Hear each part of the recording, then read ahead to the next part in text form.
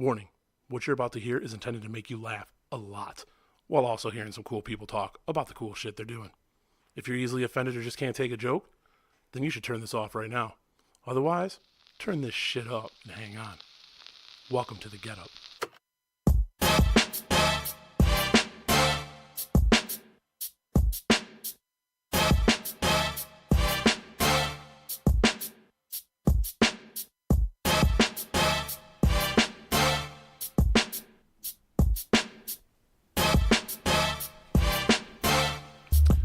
Welcome to another episode of The Get Up.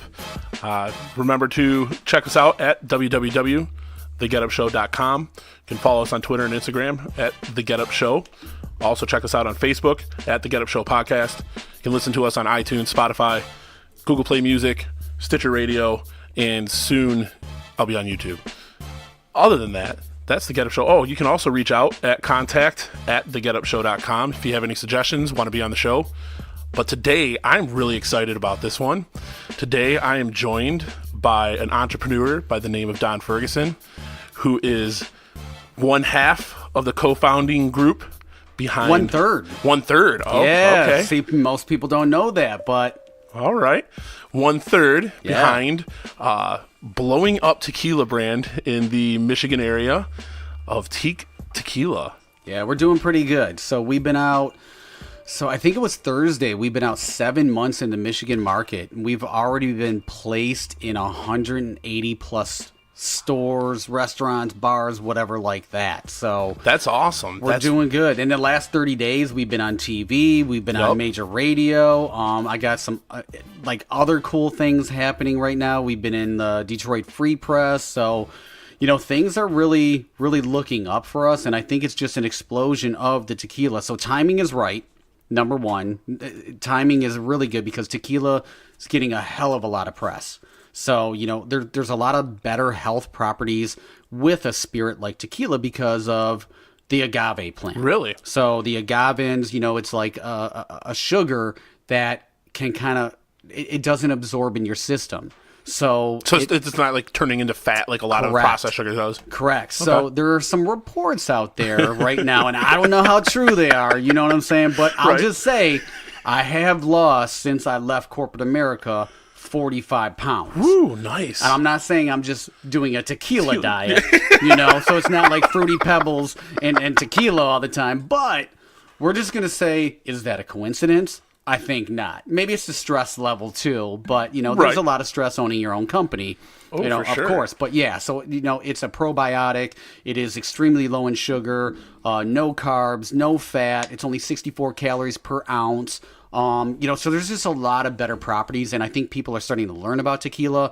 Over the last 10 years, tequila has soared in 700% in sales. Really? And then the premium tequila market, which that's where we're at, has been about 300 to 350% increase over the last 3 to 4 years. So, and the premium is like, you know, more of like the $40 to $70 price point, and even upwards. I mean, because there's some tequilas out there on the market that I love that are $100 a bottle, $120 a bottle, $150. We won't even go like. One of the spirits that is most, there's a bottle of tequila. I can't remember. I think it's Clase Azul.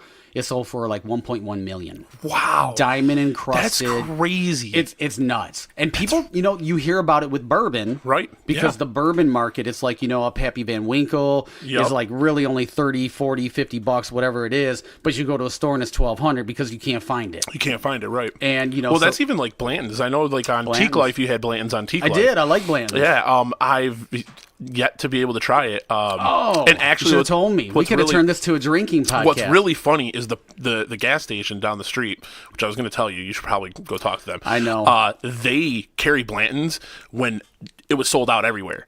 And I was able to find Blanton's there because we got it for a Christmas gift. And I mean, they had multiple bottles, whereas like all these other liquor stores that people were telling me to go were like, nope, we're already out. They had it. And I just didn't jump on it and get myself a bottle at the time. And that's what you got to do. You got to jump on. You said it right. You know, we're selling so well, and you know, I get messages like, "Hey, I went to this store. You said you're in." Well, I can't help it. You know, if like somebody sells out, you know, like what can I do? It's a good thing, but it's a bad thing for the consumer. So it's like, you know, call ahead. Just call ahead and say like, hey, do you have Teeq Tequila, the coconut lime or the reposado, like whatever it may be, I'm on my way. And so, you got to think about it. Like, it's like the Cabbage Patch Dolls, it's like, Pokemon. Or the Tickle Me Elmo. Like. Yeah. Well, that predates me. I'm only 46. No. So, but yeah, I mean, you got to think about it. So it's like, we are a small batch, but we just happen to blow up and we're in a good time. And plus, the other thing about it is we have the world's only coconut lime blanco tequila. It's 100% agave. It is, infused with the natural extracts from the meat of the coconut and the lime. So there's nothing artificial. It's not that syrupy, sweet, like slurpy type of additive to give it the flavors. It's very soft and subtle. And it was delicious, yes. Thank you. And the coconut wasn't overpowering. Like we were talking before getting on, the coconut flavor was not overpowering at all. Like a lot of things, like you said, like that syrupy or too sweet. It was really good. We won't mention brands that use a syrupy, sweet, synthetic. What artificial. led you to that flavor?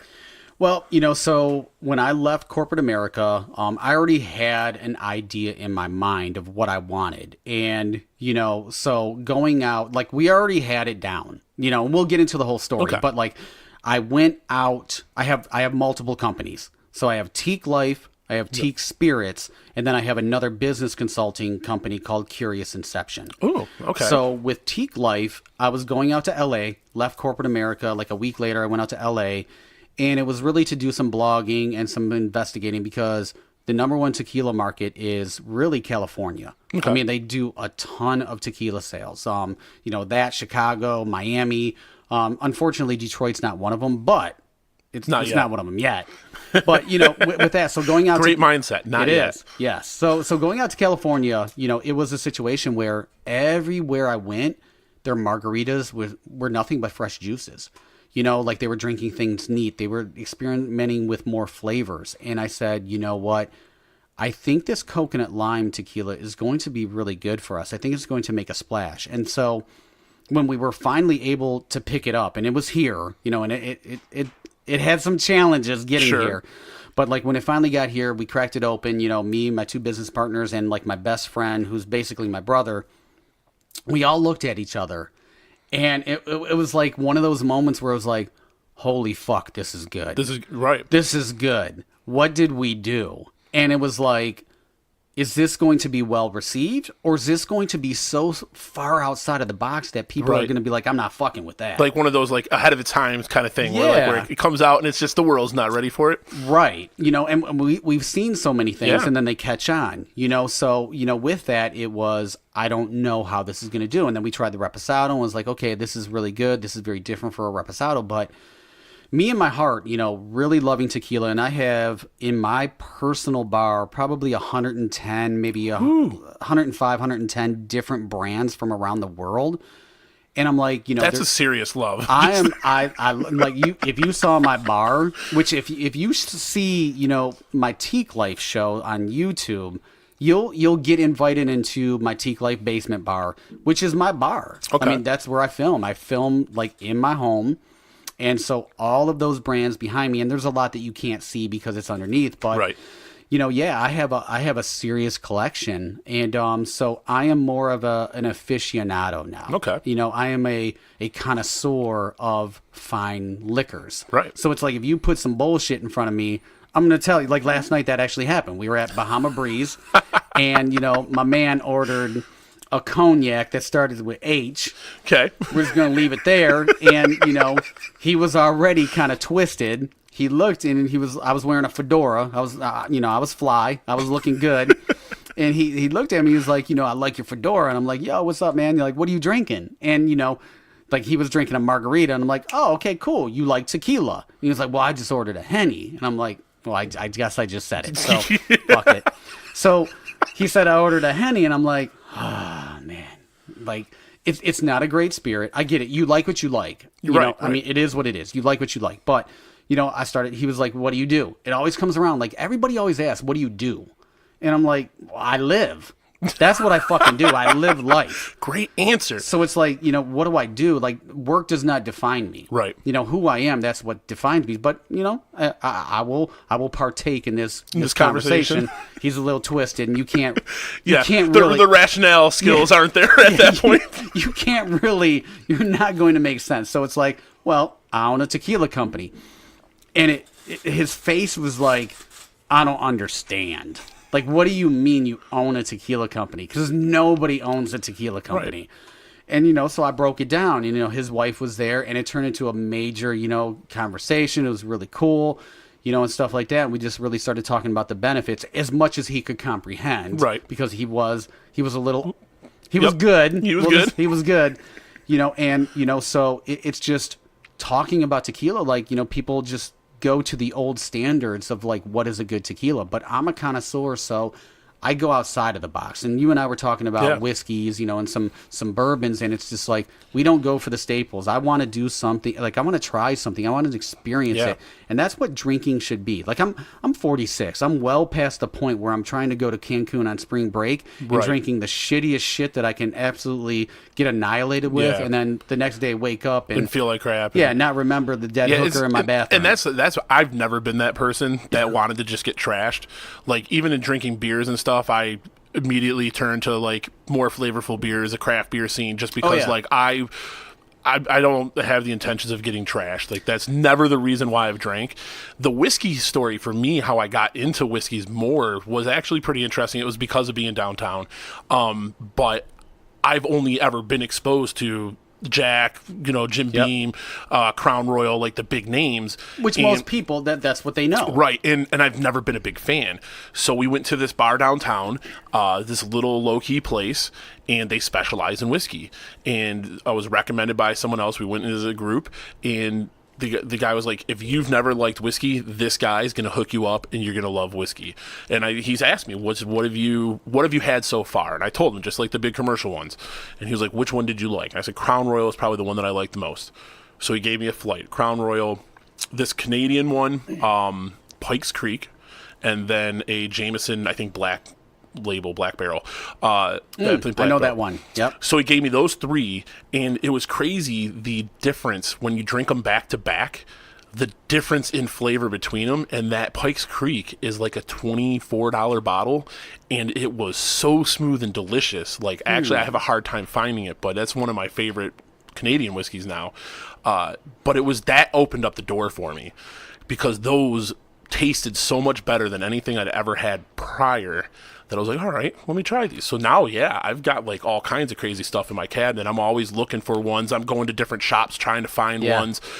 Sometimes they're a little out of my price range, so I don't. But a couple times I splurged and got a couple extra, more expensive bottles. But that's where it really came from. It didn't start off that I liked whiskey a lot. It just turned into, man, this was really good. There's got to be other really good ones out there. Oh, absolutely. It's really kind of the same thing with tequila. So, I was always, I wanted to do something different. So everybody's drinking beer in my group. Everybody's, going whiskey, just different things like that. And I wanted to do something different. So, typically back in the day, like I said, I'm old as shit. So, sitting around, we would do tequila shots. And that's the only way I've ever done it. Yeah. Like everybody's like, let's do a shot of tequila. Let's get that Pat and Ron. And I'm like, okay, cool. Let's do Pat and Ron. So, we would do Pat and Ron, and like the next day I'm just not feeling great, and so I remember going to a bar downtown after work, and the bartender actually happened to be a big fan of tequila, like a connoisseur of tequila. It was at Centaur. So you just lucked out. Like you got the person that had the knowledge. Yeah, like it was Centaur. They're now closed, so I can shout them out, but shout out for closing. Sorry, but so he was like, look, do you like tequila? And I'm like, motherfucker, I just ordered like 4 shots of tequila. Like, yes, I like tequila. And, so he was like, I got something better and cheaper. And so, like, you're already talking to me. Like, cheaper and better than Patron? Like, come on. Everybody knows Patron. So there's no way anything's better. Right. So he gave me El Jimador. And so we tried El Jimador, and we were like, holy shit, this is really good. And that's what catches you off guard, right? When someone tells you it's better but cheaper. That was what happened with that Pikes Creek. The guy was like, this is way cheaper, and you're going to like it better than Crown Royal.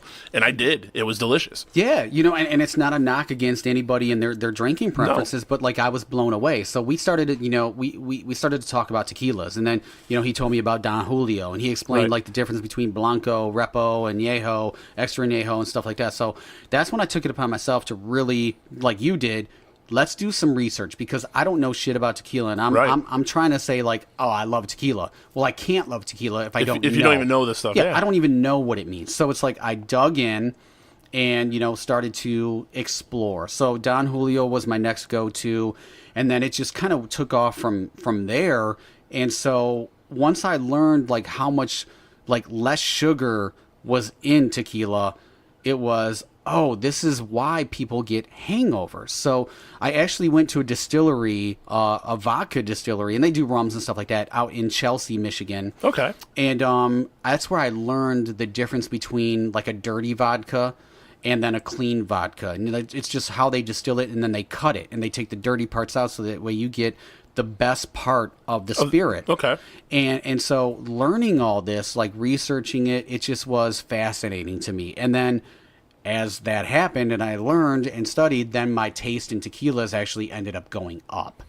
And then getting into the tequila business, that's a whole other, that's a whole other story. And that's crazy, right, to hear that. So, and we can backtrack. So what led to the tequila? So you, at the point that we had met, corporate America, what would be regarded as a decently high up position. I was doing all right. You were definitely doing all right. Yeah. And then suddenly just like, hey guys, guess what? I'm out. Now, not knowing anything else behind the scenes, that's how the message that came to me was like, I'm out. I'm going to go start doing tequila. Deuces. And that was it. And it was like, whoa, man, I just worked with this guy. Yeah. Like he had just, you just moved over to this other area at the time that we had started interacting with each other. And it was just like out of nowhere. Yeah. But a huge amount of respect for someone that had that position, was pretty high up in the corporate structure, and to just deuces, peace out, and be like, I'm gonna go do tequila. That was crazy. I mean, and that's what people thought, like, I mean, even my family was like, basically, what the fuck, right. And it was kind of worded differently, but like, to go back, if I was your family, I would have been like, what the fuck? So I mean, like my dad was, he knew like what I was making, and I was a divisional vice president. So I mean, like, you're right. I was pretty high up there. And, for me, it was a lot of different things. So I love tequila, and my wife and I, we used to watch Guy Fieri, Diners, Drivers, and Dives all the time, and so like I remember one time turning around to her and I said, why doesn't anybody do this for the liquor industry? Like, why don't they do this for tequila? And she, just like a woman, never ask a woman a question like that, because what the fuck's coming. Well, why don't you? And I'm like, shit.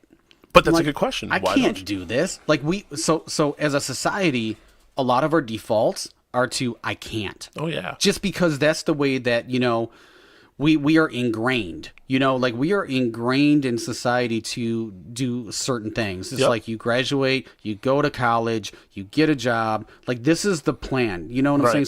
So where if you're in working class America and you're not in rich America, where it's, mostly entrepreneurs, where they're building businesses every day, like that's what we're supposed to do, is like follow this whole pattern. And so like her saying, why not? It was like, I don't want to be in front of the camera. Right. So, we just kind of let it there. And look at you now in front of the camera. Well, yeah. And it's like, now I have no problem, you know? So, but it kind of laid there, but the bug was there. Like it was just like festering, and it was like, well, can I do this? So, we talked about it, and it was like, all right, well, maybe I can do some shit like blogging, vlogging, whatever like that in the basement as, for fun. So let's just do it for fun. And we'll see where it goes from there. So with me, going to, where I was before, like I was in corporate America since the age of 17. And it's like you get to a point where you know what to expect. Right. And I knew what to expect. And it's just every day I just kind of tended to like it much less. Yeah.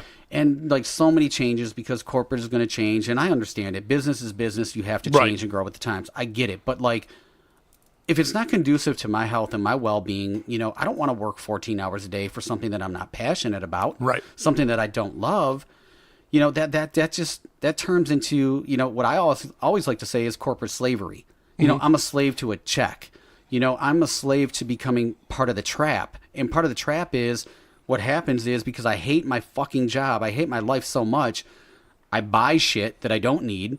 Right. I buy a bigger house than I don't need. I get multiple cars. I take multiple vacations a year to try to, create a distraction. Right. So that way it to makes take you away from it. Yeah, it becomes palatable to go and do what I do every day. So it's like, okay, in two months, and you'll see people on social media, it's like 97 days till Cancun. And it's like, fuck, like your life must really you're counting it down. It's terrible. And so like, I'm glad you did this disclaimer. So I'm going to do a disclaimer because I'm very open.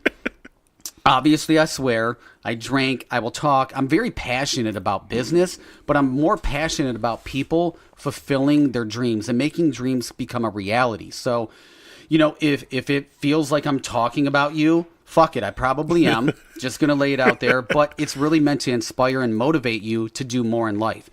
It's like they always say you only live once. No, you only die once. It's like you can live multiple lives. Yeah, I have recreated myself from where you knew me. And it's like now people are seeing me and it's like, well, he's a different person. I left corporate America, lost 45 pounds. I own my own business. I own multiple businesses. Now they're seeing me on TV. So it's like you can recreate yourself and build a brand new life for you. Madonna did that shit every year. You know what I'm saying? So it's like, why can't I do it? So, getting back to the story is like, okay, the bug was there. And so, going to work, just not being fulfilled, sitting in an office, looking out like, damn, the world is passing me by and I'm in this fishbowl. I'm in an aquarium. And I don't get to interact and I'm a social being. Like I like interacting with people, and it started to just not be me anymore. And so I came home on a Friday. I had a good day, felt good. And my wife was like, not looking good. And I'm like, what's wrong? Like, what's wrong? Like, I can see it on your face. Right. Something's up. Yeah, something's going on. She was like, 30 days, I won't have a job. Damn. Done. 30 days, they're moving all the financial, aspects of her position back to New Jersey. Damn. And we had been talking about doing some other things, because it's like, people want to invest in stocks. They want bonds, right. Gold, shit, what, the 401k. And I'm like, this ain't for me. Like, this is, no offense to anybody, but I said, like, hey, I might offend you, but that's some sucker shit. Like, I want to own equity in companies. Like, that's where the real money is. That's why where these millionaires become billionaires. It's not because they're in a 401k. So I wanted to make my money really work for me, right, and not get like a 3% interest over 50 years, and where it's like, oh, hopefully I get a $5,000 return. So, I looked at things and it was like, damn, we need to figure something out. And so next day, we went out to dinner. It was what it was. I had found out I was going to be moving again, in corporate, right, and so I'm like, look, we got to figure this shit out. Like, we got to do something to where we don't have people dictating what happens. Right. Like, you're in control of me. Yeah. I'm not in control of me, because you can knock on the door and say, hey, tomorrow you're going somewhere else. Or right, you're demoted, or this. And it's just like, whether I like it or not, I'm already caught in the trap, because I bought too much shit. I owe too much money, so I have to do this. Right. And so we were in a good place. And so we were just sitting, we were watching Guy Fieri again. And she was like, if you could do anything. Have you sent him a bottle yet? No, I don't want to send him a bottle. I want him to be my business partner. Right, there you go, right? Like, I have some other ideas. So, so like it was a situation where if you could do anything, what would you do? Right. I'd own a tequila company. Boom. I said it. I put it out in the universe. Put it out there? And I was like, I defaulted again, like much of society does. I can't do that. And she said, once again, why not? See, at least, and that's a good thing, right? Like, at least you had that support there. Sure. Why not? Because I think sometimes people have those ideas, they put it out there, and like you said, I can't do it, and the other person or support group is like, yeah, you know what, probably can't. That's probably too hard. So, I mean, I think that you had that blessing of having someone that also had that mindset of why not. Totally. And it comes from her. So she's a 13-year survivor of pancreatic cancer. Damn. She's beat cancer 3 times. So for her, the why not, why can't you? Right. I mean, it's like Steve Jobs didn't beat pancreatic cancer. Not to knock him, or anything like Right. that. But you, like you she did something that the odds were against you. Totally. I mean, pancreatic cancer, correct me if I'm wrong, that's like really, really low survival rates. Very low. They caught it early, and she was in such phenomenal Which shape. is great, because a lot of times they catch it too late. They caught it by mistake. So Even it was crazier. like a fluke. So like this is going to make a great Hallmark Lifetime movie one day. Maybe The Rock will play me. If he's lucky. But it's a situation where I'm sorry. it's good. But yeah, it's truly a situation where it was like, why not? Well, why Right. can't we? And so like really, I defaulted into well, we can't. And then I said, okay, well, if you find a distillery that we can work with, we'll approach it. I'll take a look at it. But still in my mind, JP, I was like, nah, fuck that. I know we can't do this. So anyway, in the meantime, I'm talking to one of my good friends, to be an investor because, it's going to take money and stuff like that. Right. And I want somebody else that has good business sense, really, really savvy with business. So, And I think that's key, right? Surrounding yourself with the right people. Like you have to. There's too often where it's like hey, I'm going to start something and my friend's going to jump in, and that's not the right choice. I know someone that their brother had a company with someone else, and that other person spent it all on strippers and drugs, and they went bankrupt. Doesn't sound terrible, but you know what I mean, though. But that's that thing, like that business savvy, and having someone that understands what you're trying to do and is going to make rational decisions. Absolutely, 100. So it's like he is. Thinks very similar to me. It's like, fuck it, let's do it, let's be crazy. But, he's also a good yin to my yang. So it's like we have a great balance. And then, there's my wife. So, so she found a distillery in 2 days. Not even fucking kidding. And 2 days. I wouldn't even know where to look. Like, you can find everything. Like, you can find... It's the internet. Well, that's one of the blessings of nowadays, right? Like, you can find everything. You might not be able to trust what you're finding, but you can find everything. You can buy anything on the internet. Like, right now, you can probably buy, babies. I'm sure of there's it. somewhere on the dark web, drugs, like, all these different things. So, like, in 2 days, legitimately, she found a distillery. And so... she came back, and I still defaulted like, oh, this is going to be some bullshit. Right. Like, this is going to be the worst Like, there's going to be tequila. something in there that's going to cause it to not work or not be worth it, right? Yeah, because like most people, we talk ourselves out of things. We let our inner voice, instead of shutting it down, we let it amplify. Yep. And so, like, that's what I was doing. So we finally got the samples. All three of us sat down, and we cracked them open. Like, I wasn't going to crack anything open until we were all present. All together, right. And so we tried the Blanco. So there was the Blanco, Repo, Añejo, Extra Añejo. So... real quickly, what the hell's the difference? So a Blanco is the truest form of tequila. Okay. So it's typically, aged only 1 to 2 months in the vats that it actually is distilled in. So it's really not even aged. It just takes that long to produce. And then, they bottle it. So Gotcha. that's really what a Blanco is. So that's the truest form. It's most people talk about it as clear or white, whatever like that. Blanco does mean white. Silver, whatever. So that is the true. The only difference is with the Reposado, Añejo, and Extra Añejo is that they're aged. So that's where you get the color from. So a misconception about tequila is, most people will say, like, I don't fuck with dark liquor. Well, you're really not. All you're doing is just getting that coloring from whatever barrel that it was aged in. Right. And most of them are aged in white American oak. Ours are aged in whiskey barrels for the Reposado. So, that's the difference. And then we have the infused with coconut lime. So, but that's it. So, like, our Reposado is aged 8 months. Sometimes, most of the time, like, they're 6 to 8 months. Over a year is an Añejo, and then Extra Añejo is 2 years aged. So, it just, that's the only difference. But tequila is tequila.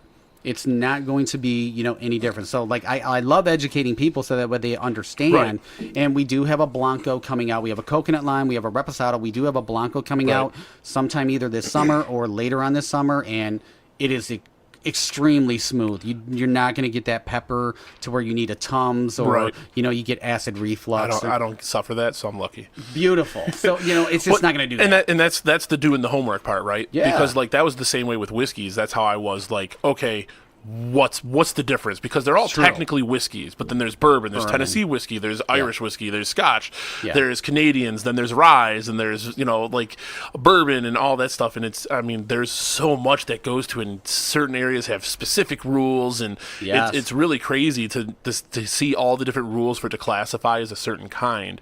Like the mash mix has to have so much rye to be a rye, and then they can only be distilled or bottled at a certain proof and all this stuff. Like, it's really crazy. So no, you're right. Tequila is kind of the same way. So tequila is the most regulated spirit in the world. And that's a whole like that's a tequila. We should do a Cinco de Mayo type of episode and just really talk about tequila. But getting back to the business story, I just wanted to clarify what the difference. So we tried the Blanco, and I really didn't want to like it, because it's like there's no way I can do this. It's going to be expensive. Like, how can we do this? And I tried the Blanco, the first one, and I'm like, shit, this ain't bad. And at what point, when you tasted these, had you become a tequila aficionado? Was this at the beginning? Were you already pretty knowledgeable in the tequila stuff? Yeah, like I knew what I liked. So in my bar at that time, I probably only had about 40 different brands of tequila, to where now I have over, I don't know, 105, 110, something like that. So you were decently knowledgeable then as far as like what you liked, what you thought would be good. Yeah, I knew what was going to be premium, and that's the only market that I wanted to get into. Right. And so like, okay, it's good. Then we tried the Reposado, and then we tried and it was a good time. Like, trust me, like by the end of it, it's like, holy shit, I'm like, I'm kind of fucked up, and this is work. Right. And so we sat there, and my business partner, he was not a tequila guy. He was more like a Scotch whiskey. Okay. And high-end wines. And so we looked at each other and was like, oh shit, what do we want to do? Because this is actually pretty good, and can we do this? So then it came down to the numbers.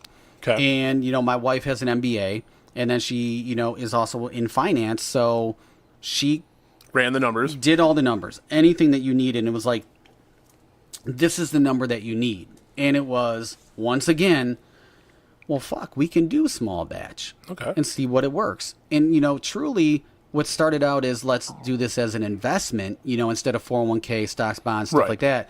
Maybe we can do this as a real business on the side. I can keep my whole corporate job. Right. We can all still work and stuff like that. And we talked about that. That's a lot of people got side hustles. Yeah. It's a side hustle. And so things just started to change for me, in my perception. And, it came down to listening to the radio. One day I was on my way to work, and they did a replay on WJLB, The Breakfast Club, with Dame Dash. Okay. And he used to own Rockefeller, and stuff like that. So, he was talking about, being your own boss.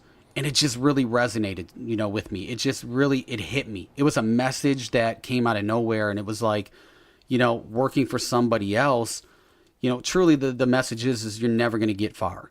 Because it's just going to be a situation where you're dictated by what they want. You have to do things that you want. So there are things that happened, before I left corporate America, that it kind of challenged my integrity. I couldn't see myself doing that.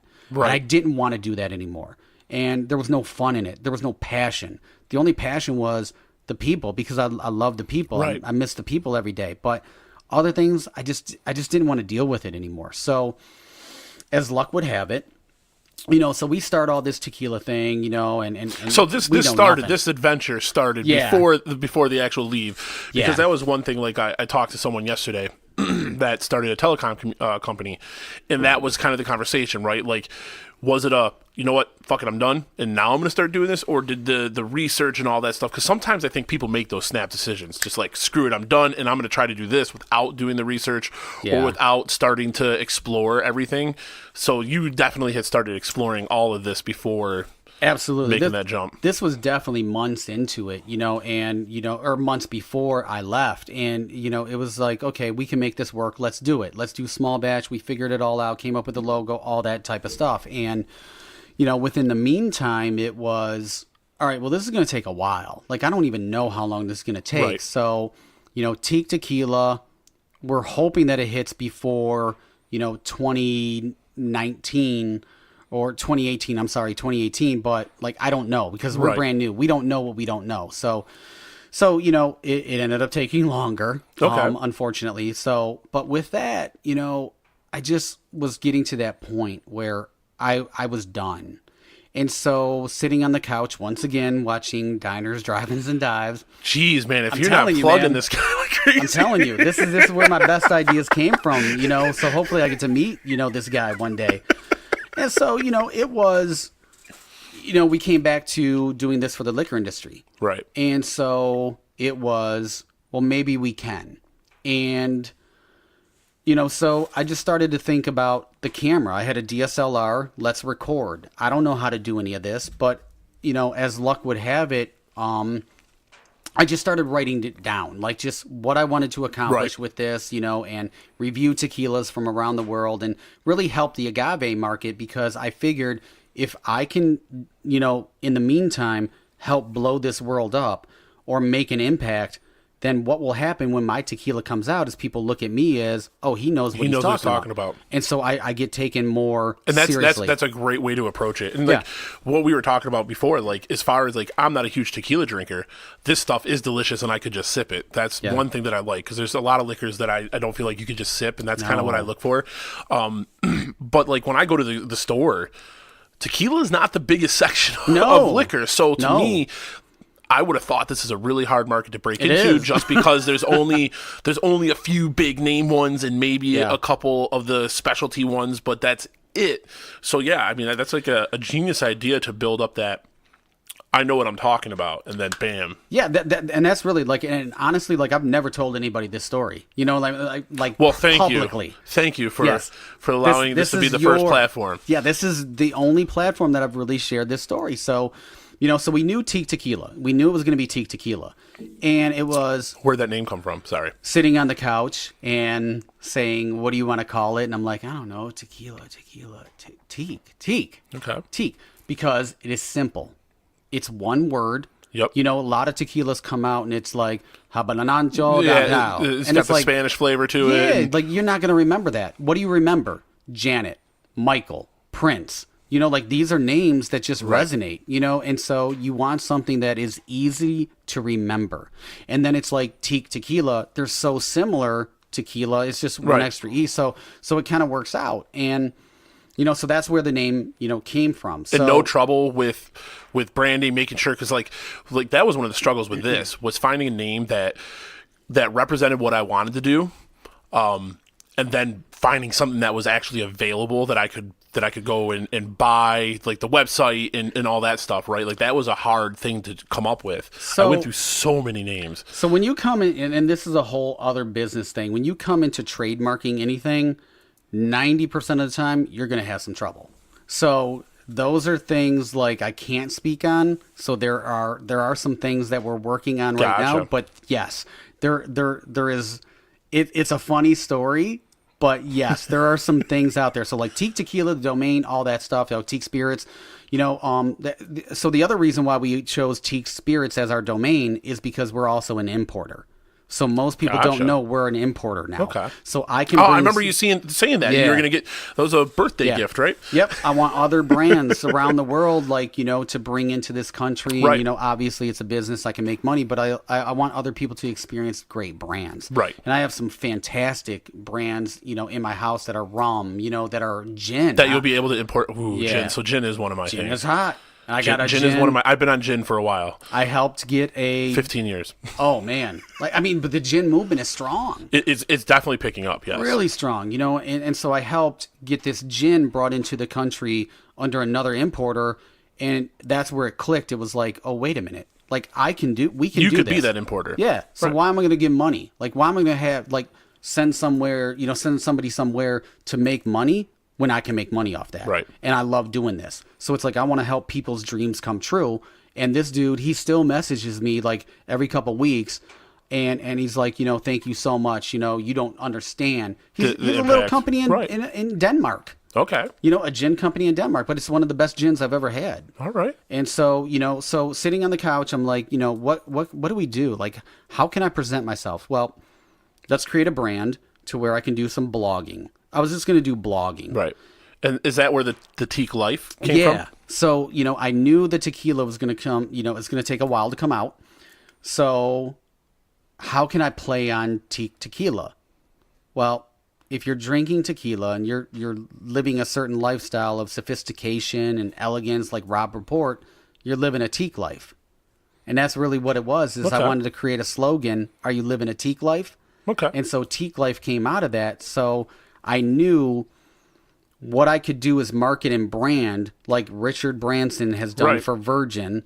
When the tequila comes out, you already know about Teeq. Now, you can get them confused and say, like, give me that Teeq life, but still people are going to realize, like, the core word is Teeq. It's Teeq. Yeah, it's Teeq. So it's like, down the road, what else do I want? Like, I have other ideas to market and brand this, and that's what we're going to do. But, like, that's where Teeq life kind of came out of. Gotcha. So, I ended up putting in my 2 weeks at my previous job, which ended up going 5 weeks. Really? They wanted me to stay because some things were going on. And so I stayed, and, I was plugging Teeq life. I knew the tequila was going to be there, but I knew it was going to take a while. I was hoping that it would be out by the new year, but, whatever it was. So, and that was part of it, like, when you had sent out, like, you were leaving and the tequila thing, like, the Teeq life was the first thing that I saw. Yeah. Which I was like, this looks more like a lifestyle thing than just a tequila. And it wasn't really until I started seeing you on social media plugging, like, we're in this store, Teeq Tequila's out here. Yeah. And at the point that I reached out to you was when you plugged the restaurant right down the street that's carrying it. Like, and I was like, oh shit, that's right down the street. Okay. So, okay. He's getting into a bunch of places. That's like a newer restaurant that had just opened. I know which one you're talking about. Yep. So that was where I was like, really getting out there. Let me see. And then I had started this thing at the beginning of the year. It was like, let me reach out to see how this is all going and where it's. And after that, man, it's been blowing up. I mean, it has. All over the place. So Teeq life was doing very well. So my initial investment, I was going to do blogging, right? And then right before I left, there was a guy who did production that we kind of worked with, and stuff like that, and he wanted to come on board and do videos. And so, he did an amazing job. Like, work is phenomenal. Business savvy, not so good.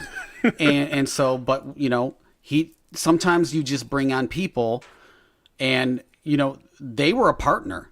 They were actually a partner. And the agreement was, okay, we need to recoup the initial investment and then we start making profit. Right. But these brands, because everything was going so good, they were reaching out and wanting to, do some episodes and do some social media marketing with Teeq life, but it would take way too long to do these videos. And no company is going to wait 3 to 4 months. Right. And so I started doing some... Time is of the essence in this game, absolutely. obviously. Especially if they're paying you. So I wanted it to be, a business, a real, like a Gary Vaynerchuk, social media marketing, advertising, which it could have blown up into. So, unfortunately, we parted ways, and I continued on just doing my DSLR, type of stuff, and ended up making a profit off of that. That's awesome. That could help me sustain not working. Right. So it was like I had a savings, I had a nest egg, and then it was like I was bringing in some money to just at least help pay the bills, but then also getting my face out there. Because that's what was important. Because it's like the more that you're recognized, it's all about marketing and branding. It is, and networking, that's a genius strategy, right? And what I think is interesting is, so I had another guest that started a podcast, and when we got down to the root of why she started a podcast, it was because she planned on writing a book and she wanted to build a following before writing and releasing that book.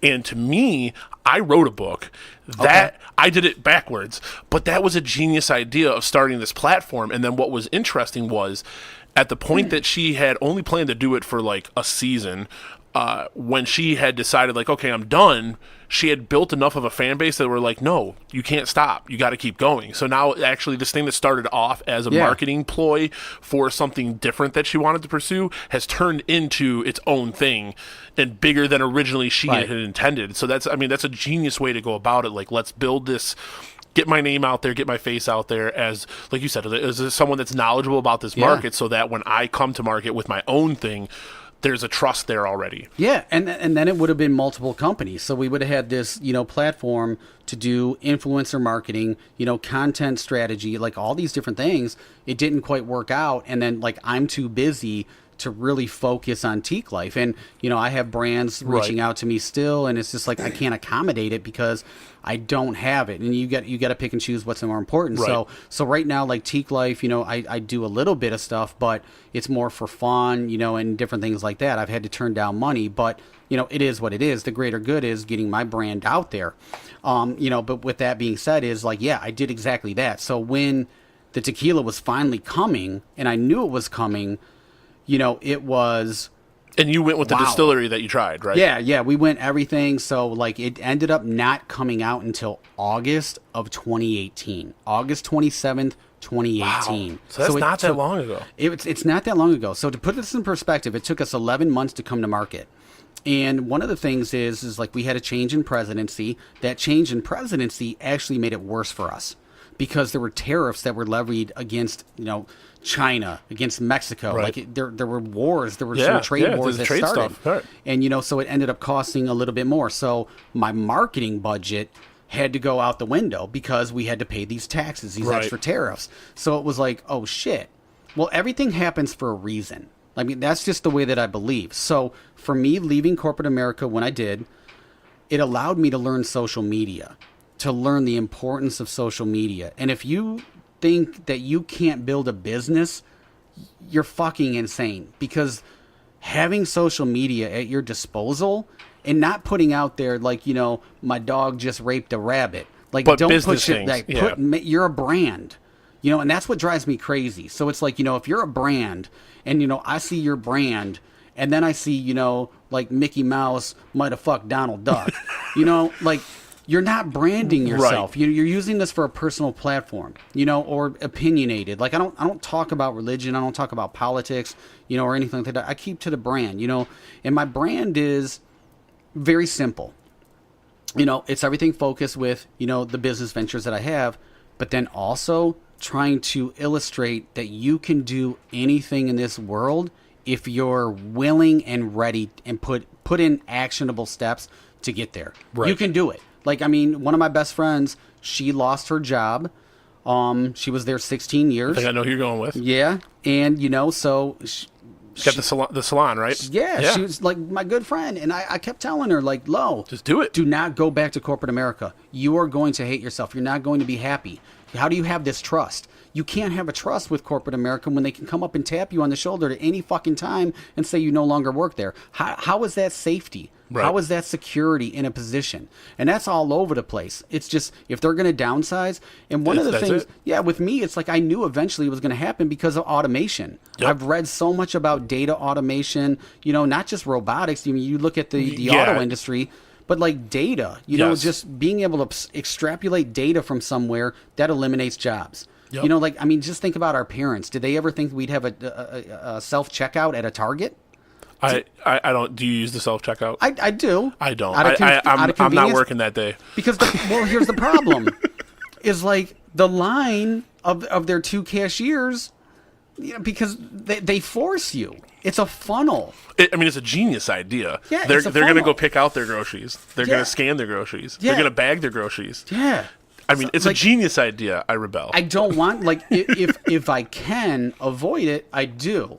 But if I look and it's like a Saturday afternoon and there's only two cashiers and I'm which one's going to be faster? Yeah, and my I have girlfriend two items. hates that I don't do it. It's just I have two items. I'm not standing. No, in those instances, yeah, I get that. But when we're rolling with a $200 shopping cart, oh yeah, no. Now that turns into no. But I do help. You know, I'm very conscientious and I bag all my groceries for the cashier. You know, because I use my own bags, I want to recycle, I want to be, you know, good for the environment. But it's like, you know, I also want to, you know, help them out too, and help it go faster for them. So that way, like their job is needed. Yep. You know, I'm not trying to eliminate jobs, but like I knew in corporate America, especially in the financial sector, anything that can be data automated, they're going to. Because it's more precise. You don't have to worry about somebody going over to Polly's desk. I'm just gonna use Polly. I don't know. It's like a 1940s name probably, but like, you know, and talking and bitching about the boss. What are you eating for lunch? Yeah, like just all these different time wasters, you know, and stuff. So, you know, like that's the way I saw the curve going. So yes, we got everything together. Teeq Life was out there. doing money. And then it was like, man, this tequila is taking so much longer because you have to work with two governments. It's the most So regulated the government where spirit. it's being made, and then our government, right? Correct. So you have Mexico, you have the Mexican government, and you have the American government. So let's quiz. Let's do a quick quiz. This is going to be fun. Which government do you think took longer? Ours? Absolutely. Can you fucking believe that? The Mexican government was like, boom, done. Done. And I'm like, how is this taking so long? Like, so really, when I've talked to other tequila brand owners, I know of one that it took them 9 years to come to market. That's ridiculous. 9 years, because at that point, how do you stick with that? And you know what I mean? Like at 9 years, that's tough to even like stick that out. Like, oh, I'm going to do this, but it's going to take me 9 years. Yeah, they got ripped off. They went with the wrong companies. Their bottles were wrong. Like all these different things, just bad things kept happening. We came to market in 11 months. And I think that speaks volumes, but it's also we didn't know shit about the industry. Right. So it's like, fuck it. Do we make mistakes? Yeah, you're always going to make mistakes. Right. You know, you pay for this. You didn't need to pay for this. You did this, you know, like Teeq Life, the glass you're drinking out of, my Teeq Life glass, I got glasses. Thank you very much, sir. You're very welcome. These are yours. So, you know, it's just a situation where you make some judgment calls Right. and they don't work out, but everything helps you to learn a lesson. You know, like everybody always says, like, take an L, meaning you got to take the loss. Right. No, I take the L as a learning experience. I learn from it. It's never a loss if I can learn from something. If you get some kind of something from it, some you got lesson. to get some content. So, you know, Teeq Life, you know, is kind of taking a back seat. And so when we finally had a date, you know, that we were going to release the tequila August 27th, good. You know, so we picked it up. And we just by sheer coincidence, we were going to Cancun. So I'm like, man, I really wanted this to be out, you know, on the market like a month before Cancun. So that way we could get a little bit of traction. But we pick it up. I pick it up, the samples at the warehouse. And the next day we fly out to Cancun. And so all these things are going in my head like, holy shit, this is real now. How am I going to do this? Right, because you literally have your bottle with the branding, everything already on it. Like, you've got your bottle. Yeah, and I'm like, that had to feel really good, right? It was very like you go through an anxious phase. You know what I'm saying? So you have anxiety. Like, is it going to sell? How do we do this? Well, sure. So it's like, you know, we have somebody that's working for us that's supposed to place it in stores, but then you learn. Maybe they're not, you know, placing because you're a new brand. You know, you got to show them. So it's like, okay, well, fuck, I got to get out there and I got to get this in stores. So does my business partner, my other business partner. You know, so my wife is the COO and then I have a co-CEO. And so we got to hustle. We got to do this. So I'm going from being a DVP, making an absurd amount of money, to walking into a store. And my first store was in Ypsilanti. I walked in the store and I'm shaking. Any reason why Ypsilanti? Close to Canton where I live. Okay. So, I mean, that's the first store that I visited. Right. We did get into a store before that in Canton that I had a great relationship with. And then when I announced it on social media, they sold out like 4 times within 2 weeks. Wow. Like, that's just, everybody was driving out to Canton. And I'm like, holy shit, like, what did we do? They were amazed. They couldn't believe it. But I'm like, okay, this is one store. Just one released. store. Yep. Now shit's getting real. Like, we got to get other stores. So, close to home, went to Ypsilanti, walked into the store, didn't know what I was doing. You know, and you know, you have that. Like, I mean, I was somebody of a certain stature, and now I'm starting at the bottom. Yeah. And this is where I got to crawl. Like baby crawl before I can even. You have to grind it out at that point, right? Had to. So I walk in and he was like, yeah, give me 1 and 1. So, which that means 1 bottle of each. Right. And I walked out and I'm like, you know, I'm doing like this little dance. I'm happy. Like, this is the shit. Like, this is going to be easy. Like, I just got 1 and 1. Went to another store, 1 and 1. You know, then you get turned down. Then you get turned down again. Then I went to another store and it's like, okay, give me 3 and 3. And then you sell your first cases, you know, and then they're like, a case is 6. So they're like, yeah, give me 6 of each. Now that process, is that like, hey, let's try this so you can taste it? Or is it just hey, I'm trying to sell this tequila, I'm trying to sell this product, and they just all right, give me the one bottle to see how it does. Like, how does that work? So yeah, so the one bottle is like, let's see how it does. Right. You know, shelf space is a premium in a retail environment, so we don't want to put something that's just going to sit there for 35 years and never sell. And never sell. So, you know, we'll do 1 and 1. 3 and 3, they kind of believe in you a little bit more. 6 and 6, they pretty much tried it. Gotcha. So not all store owners will try the product, which, you know, I would like for them to try it, but like a lot of them don't drink. Right. You know, and it's just like, okay, you own a liquor store, but you don't drink. That's interesting to me, but whatever. I got a liquor store to recommend to you too. Cool. I got another one. I like it. So yeah, so Because he definitely drinks. and that's what I like, because I want somebody to taste it, because once they taste it, then we get in. And I've literally had store owners like, holy shit, that's good. Holy shit. Like I said, I could sip on that. Like, that's what I look for. I'm not trying to do shots. Yeah, I'm me looking neither. for something that I can relax, unwind at home, watch a movie, play some video games or something, and just sip on. Yeah. And I could definitely do that with that. Yeah, and that's what I wanted to create, you know, create this drinking experience. So that's what it is. On premise, which are restaurants, bars, you know, those are a little bit harder, you know, to get into, but, you know, like that's kind of the process. That's what you do. And, you know, I didn't wait for anybody. I didn't want to wait for anybody. Right. So it's like, you know, we came out, we sold pretty decently, and then Christmas hits. So the holidays, stores don't bring on new shit. So then I have this whole lull. Well, they want the tried and true, the gift packages, all that stuff. You got it. They want what they know they can move immediately. Right. They don't want to bring out anything. So it's like then, you know, we hit right after Thanksgiving, and because I focus more on social media, I'm still getting some sales. I'm still getting some, you know, new stores, but not like I was getting. Not like you were. And, you know, so then you go through a depression. You go through anxiety, you know, and it's like, damn, did I do the right thing? Right. You know, I mean, I don't know. Like, especially after you were like having this high, right? Yeah. I mean, you were like, oh, okay, I'm starting to move cases, and then yeah. the drop. Yeah, Yeah. That's got to be tough. Yeah, it went from like, you know, my first month, which is not big, but just to put in perspective, like 25, 27 cases. And you're like, Right. holy shit, in my first month, and this is the first month, so it's only going to grow from here. So this is good. And then it goes down to like, you know, right before the holiday season, whatever like that, to like 15 cases. And you're like, oh boy, Right. like what am I going to do? You know, am I going to have to get Well, another what job? happened, right? Too like what happened? Yeah, well, it was the holidays, and they don't bring on any, and you know, I don't think like that. Right. I always think like, you know, what can I do to get it better? So the new year comes, and it's like, cool, we can get back out there. Then we start to get shitty weather, so we get ice, And you know that's going to affect people Yeah. going out and doing stuff, right? yeah. So and then you get stores you're you know going into. Well, nobody drinks tequila during the winter time, Right. and it's like that's bullshit. Like I already know that's bullshit. So you're just spinning me. Sometimes tequila is people's. That's their choice, like their top choice. It's just a lot of stereotypes. Right. So, you know, whatever, fuck it. So I got to go out there and hustle. So January, you know, we pick back up to like, I think like 17, 20 something cases, whatever like that. February comes around, I'm out there hustling, grinding, and it wasn't like double.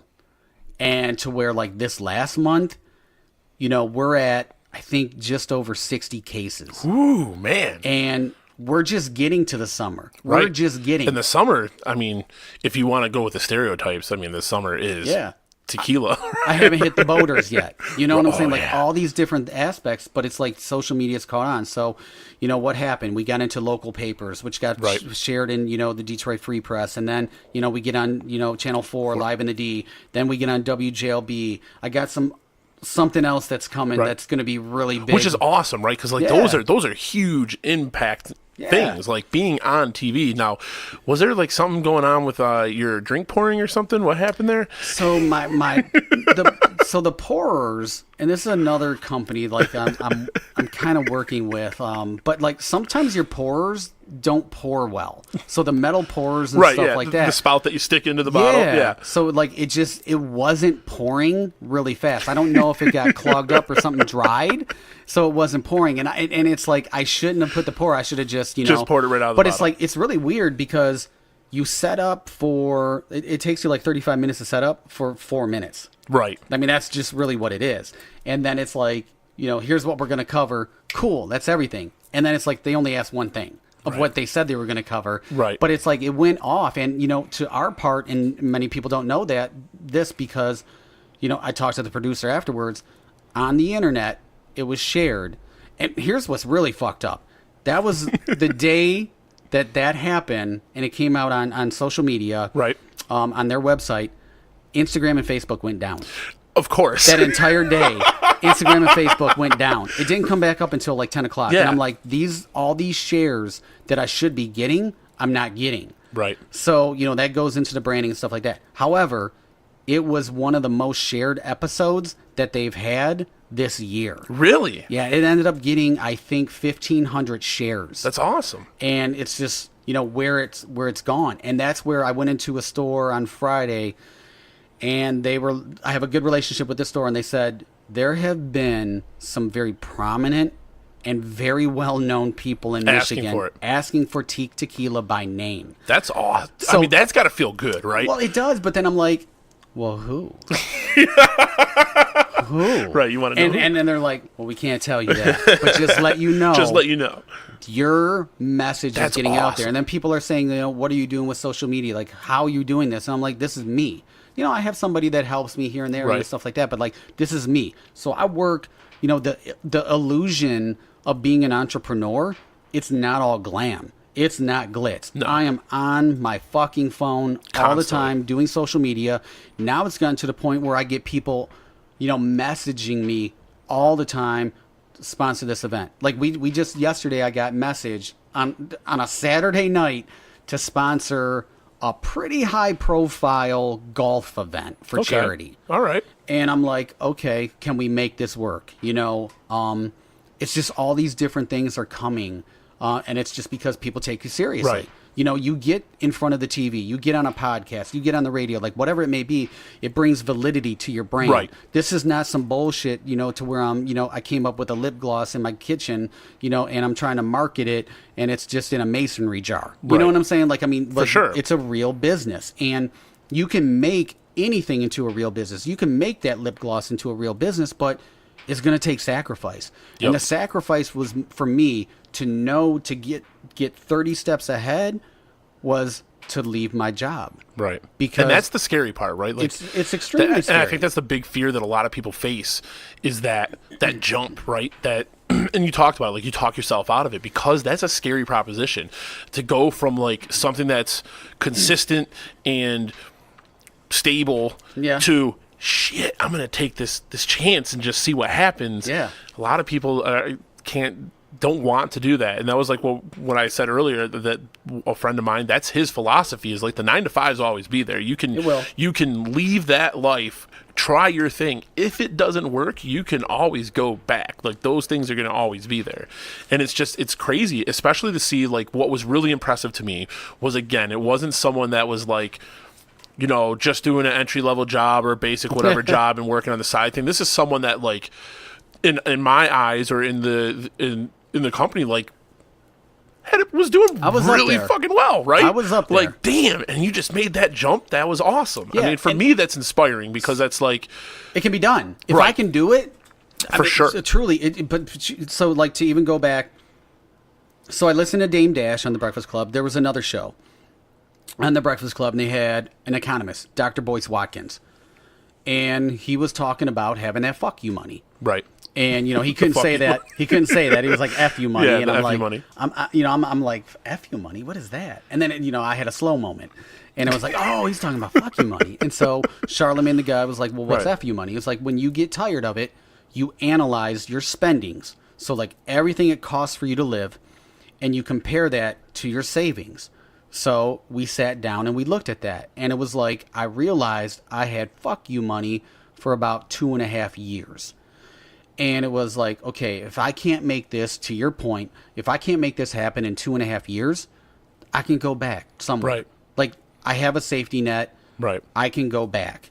And then you get to a point where, there's been so many times where I'm like, man, like, I probably need to get a job, like, I don't know if this is going to work. Every time, I'll just be honest, like, if you step out on faith and work hard, I believe the universe will protect you. The universe will send you signs. This is where you need to be. So my first sign was the day after we picked up the bottles, we flew out to Cancun. Right. Now, the logo is a hummingbird. Yep. And where does that come from? So it's a personal story. It's a mythological creature. It's a part of Mexican folklore with the Aztec gods. Okay. It was a protected bird. But for me, it's a couple of different things. So I always felt like the hummingbird should not be a caged bird. And that's the way the Aztec gods, believe. So in the Aztec culture is you're not supposed to hold a hummingbird. It should never be captured. It should never be caged because the essence of the hummingbird, it's meant to be free and fly all over the place. So the bird will die. So if you hold or capture a hummingbird, it's supposedly folklore, myth, that it'll die. And I've actually held a hummingbird. I rescued a hummingbird. Really? I was up north in Charlevoix. I rescued a hummingbird. And I've only seen a hummingbird like a handful of times. Isn't it crazy? Like, I mean, you don't see them that much. They're so elusive. They're so light. And they're crazy when you see them in person. They're crazy. It's just crazy to see. I mean, I guess it just hovers there almost. It's nuts. Yeah, it's like a helicopter. It's nature's helicopter. So, like I think of Skittles for some reason. Nature's can't. But anyway, so it's like, I've had a hummingbird fly by my head 3 times. And in folklore, if a hummingbird flies by you, it means good things are coming your way. Okay. So as a sign, picked up the bottles, go to Cancun, having dinner, Mexican, look up, there's hummingbirds right above my head. And I'm like, I looked at my wife, I'm like, if this isn't a fucking sign, what is? Like, what is? I mean, if it would have shit on me, maybe that would have been different, but it didn't, luckily. But I'm like, this is crazy. So I've had many people, like, a good handful of people, I don't know if that's many, but a good handful of people were like, I tried your tequila, and I'm not even going to lie, about an hour later, I looked outside and saw a hummingbird. Saw a fucking hummingbird. And I'm like, you're making this shit up. And these are people that I trust, and stuff like that. And I'm just like, okay, that's cool. But the universe will send you signs, So every time that I'm like, you know what, we can't do this. This is just too much. It's a lot going on. This is more than I expected. Something will come along. Like, it's always just something that just validates like what you're doing. It has to. So it's like you got to stick it out. And it's just, if you give up, the universe is going to give up on you. And that regret, I can't live with. I can never fucking live with that regret and saying, well, we tried. Did you really? Right. Did you really? Because you said you wanted to be a blogger and you wrote 2 blogs and it didn't work out. Is that trying? Right. That's not trying. Like, trying is like, we did everything for years. It just doesn't work. And so, that's my thing. But I've had validation, so many different things come my way where it's like, this is a space I was meant to be in. So it was like, even having the frustrations. And I remember I was going to a market chain, a Michigan market chain. And I pulled up in the parking lot getting ready to go in to talk to them. And I looked at my email and it was Channel 4. When I was really frustrated, like about the holiday sales, I got an email from the Canton Observer, local paper. I live in Canton. Right. So it was like, okay, well, this is local press. This, this is cool. It's a start, right? Right. Did not know that they are connected to the Farmington Observer, the Plymouth Observer. So 6 other local little papers ran it. They're also owned by the Detroit Free Press, who picked it up within hours. So you just never know how things are connected. And was just like, holy shit. Right. And then, so what happened is that went, on the internet, and I had like tequila lovers who write blogs and stuff like that in, San Diego reach out to me. Really? And share that, story.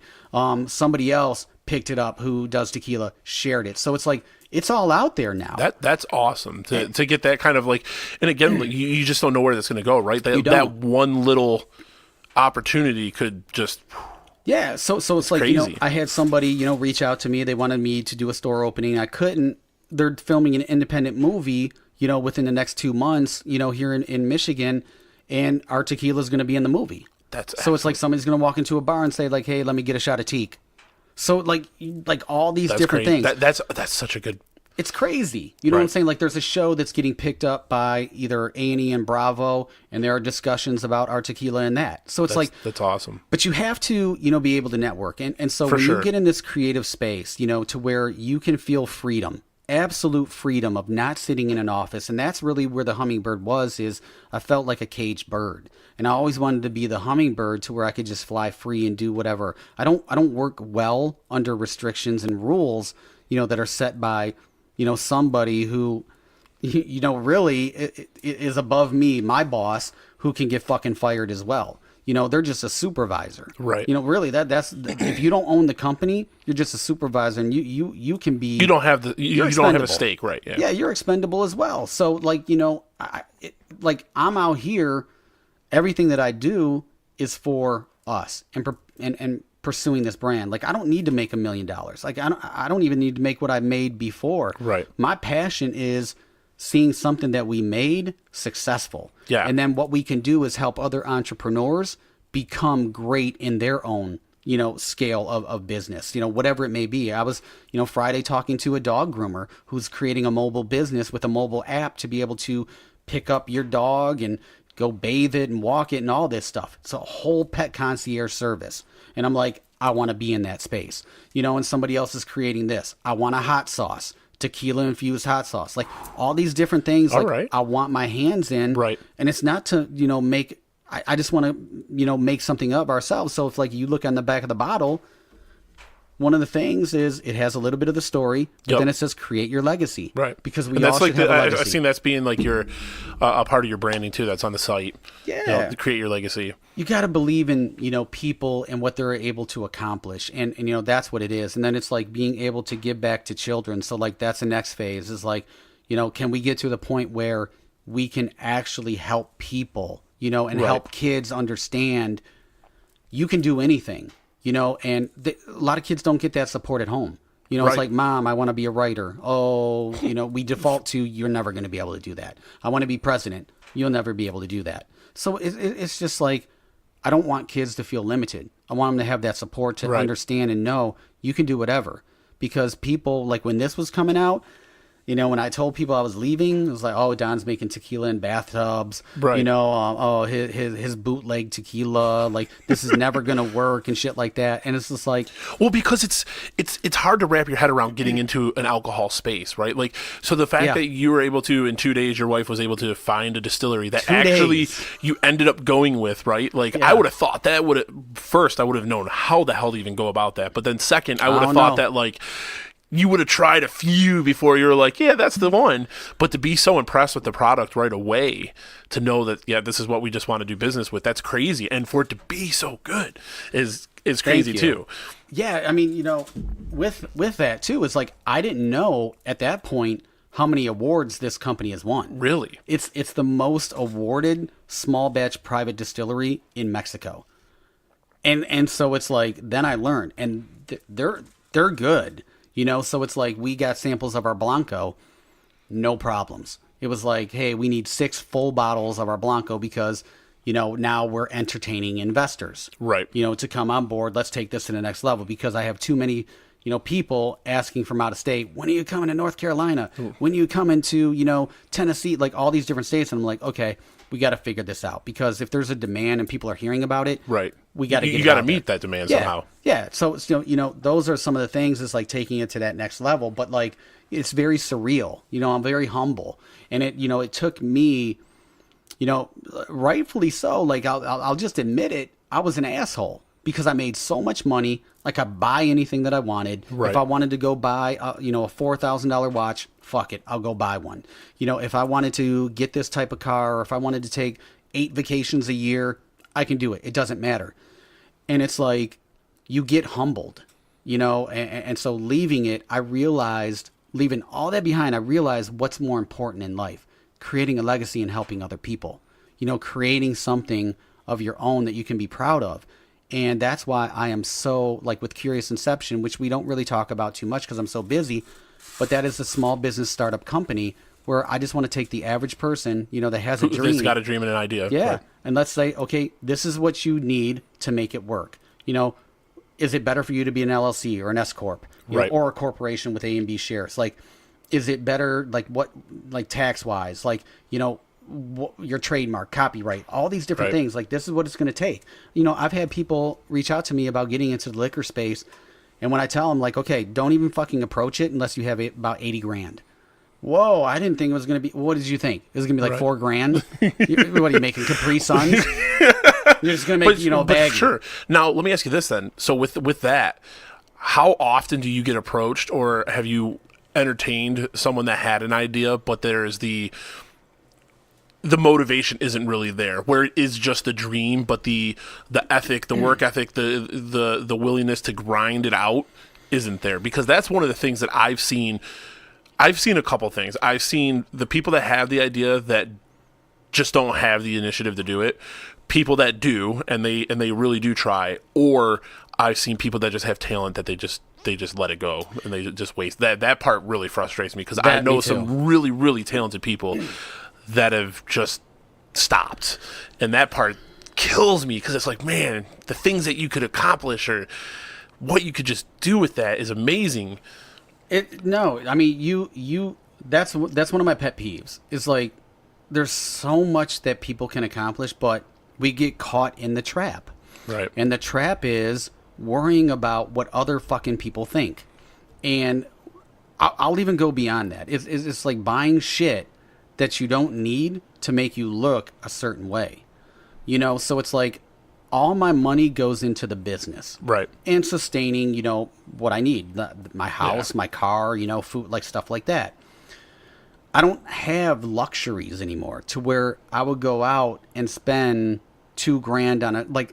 I have some Ferragamos one day. Like, I think they were like sneakers, like $1,500 sneakers, which is, I went out and bought because I was like, fuck it, I want to. Right. And now I went to Target yesterday. This is a real story.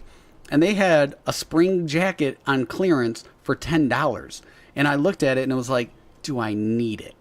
Because $10, can do something else. It's right, like going out and having a drink somewhere, which turns into me talking to 3 people that end up going and buying tequila. Like, right. You people, for me, you have to be willing to sacrifice. I sacrifice a lot. I have eliminated a lot of shit that I had. I sold it off because I didn't need it. Right. But there's so many people that have a great talent, but when it gets real, to have to sacrifice, to say like, oh, you can't go out tonight because you can't afford it, or you can't go out to dinners. That vacation has to stop. Right. I was listening to Gary Vee, and he was like, what is it like? 50% of people have a house that they only use like 50% of. Right. It's like ridiculous, So it's like, live within your means to make your dream come true. So the talent that a lot of people have, I don't know if it's a laziness or it's like we want it easy, because we are a society that is built on instant gratification. If I can't get it in 2 blog posts, right, it wasn't meant to be. And that's a crazy thing. So like to and I know that you were going through that with the tequila, right? Like, you started doing well and then it kind of dropped off, and there's that depression that comes there. So like, my girlfriend has started crafting, and she's got a craft booth that she just opened up. Mm-hmm. So this is the first full month that she's had it, and she's only sold like 3 pieces. And she was getting to that point where like, man, is this even worth it? And it was like, well, but you got to keep in perspective, like, the location you're in, the weather plays a huge factor. And that it doesn't just start overnight. No. And it's funny because she sold 2 pieces yesterday. So she was like through the moon. Yep. Like, oh my God, I sold 2 pieces for a decent amount. But then when she went up there yesterday afternoon, before those pieces sold, that one of the owners of the craft mall that she's in was looking at her stand when she came in there and said, like, I love your stand. The things that you put in here are awesome. I really love. So like, there's obviously a crowd there for, or a market for it. It's just getting in right in front of them. And one of the things that I've tried to push her to do is like, look for those festivals, right? Like, I was researching Sterling Fest today to see if she'd be able to put a booth in Sterling Fest, how much it costs, what are the requirements, all that kind of stuff, because that would, heavy foot traffic, like that whole mindset of how do I get it in front of as many people as possible to drive it there. One of the things that she was thinking of was like, whenever we've sold stuff, like kid stuff to get rid of on Facebook Marketplace, like, my phone blows up instantly. Like, I don't even know she's posting this shit, and then all of a sudden my phone just goes nuts, and I'm like, what'd you post now? But it's crazy how fast it is. So my idea was, let's take pictures of the things that you have, post them on Marketplace, and just send them to your booth. They don't even have to meet you. Just go. They can just go to your booth. But see, that's the outside of the box thinking. You have to. Right, and that's the thing. Like, so that's the promotion like I try to do. Like, even with this, I don't know if people really want to listen. Like, I think that I'm funny to a degree, but I really wanted to get interesting people to come and talk, and to see, like, I think I'm at 9 episodes right now. I think it says 226 downloads, but that's not even streams. That's just downloads. Yep. That to me was just gratifying in itself, that 226 times someone listened to one of my episodes. One that really was cool was that I did a movies episode, because I really love film, and that's now my second rated, and that I just released that a couple weeks ago, and that's now the second highest downloaded episode, which was cool because that's something that I really love is film. So to see that take off, even with the book, like when I wrote the book and I published that, self-published through Amazon, through their Kindle Direct Publishing, even that, just getting sales was cool. And it's like not something that like gets bought a bunch. Like I just got a sale in the UK again, like last month. Nice. But that's awesome. But it's just cool to know that like I wrote something, I put it out there, and someone bought it and read it. Well, here's the deal, and people are always watching. The thing about this industry is, you know who's watching because, you know, maybe it links to a download. Like somebody will send me a picture of our tequila, like enjoying tonight and stuff like that. I don't know who else is seeing it. Exactly. So when going, you know, to a store, and it's like some prominent people are asking for your shit by name, it blows me away. It's super humbling. Like, it is amazingly. I'm so humble now. It's like, wow, like something that we created, people are enjoying. Right. That's crazy. And that's one of the benefits of today. So, like, when we had first met and talked, you talked about a lot about, like, your involvement in the music industry back in the day. Yeah. And from then, and that was kind of where a lot of this came from, was just when I was involved with music a lot, watching people trying to grind it out and do shows to build their brand and try to get their name out there. It's so much easier now. And I never had an Instagram or a Twitter. I barely ever use Facebook. Until I did this show, and now I have an Instagram for the show. I have a Twitter for the show. I have another Facebook page for the show. Yeah, you have to. And one of the things, like, even on the Instagram, the only stuff that I post to Instagram is either if I'm supporting someone else or I'm liking someone else's stuff, which is awesome. or if I am self-promoting, like the wood burning that I'm doing. But again, that's with the same message of what I'm trying to do with the show, is going after your passions and putting those things out there. So, like, I agree with you when you see the people trying to build a brand, but they're promoting just all kinds of weird stuff, or they're just saying things that aren't, you know, relevant to what they're trying to establish. I totally agree with that, but it's definitely a different game now, and that makes it really interesting. But it's so much easier to hit a wider audience faster because you don't know who follows someone that just likes something that you put out there. Yeah, you know, I mean, I think it's very important to understand social media, like the basics of it, and then creating yourself and understanding that you are a brand. You are a brand. And you know, it's like, who was it?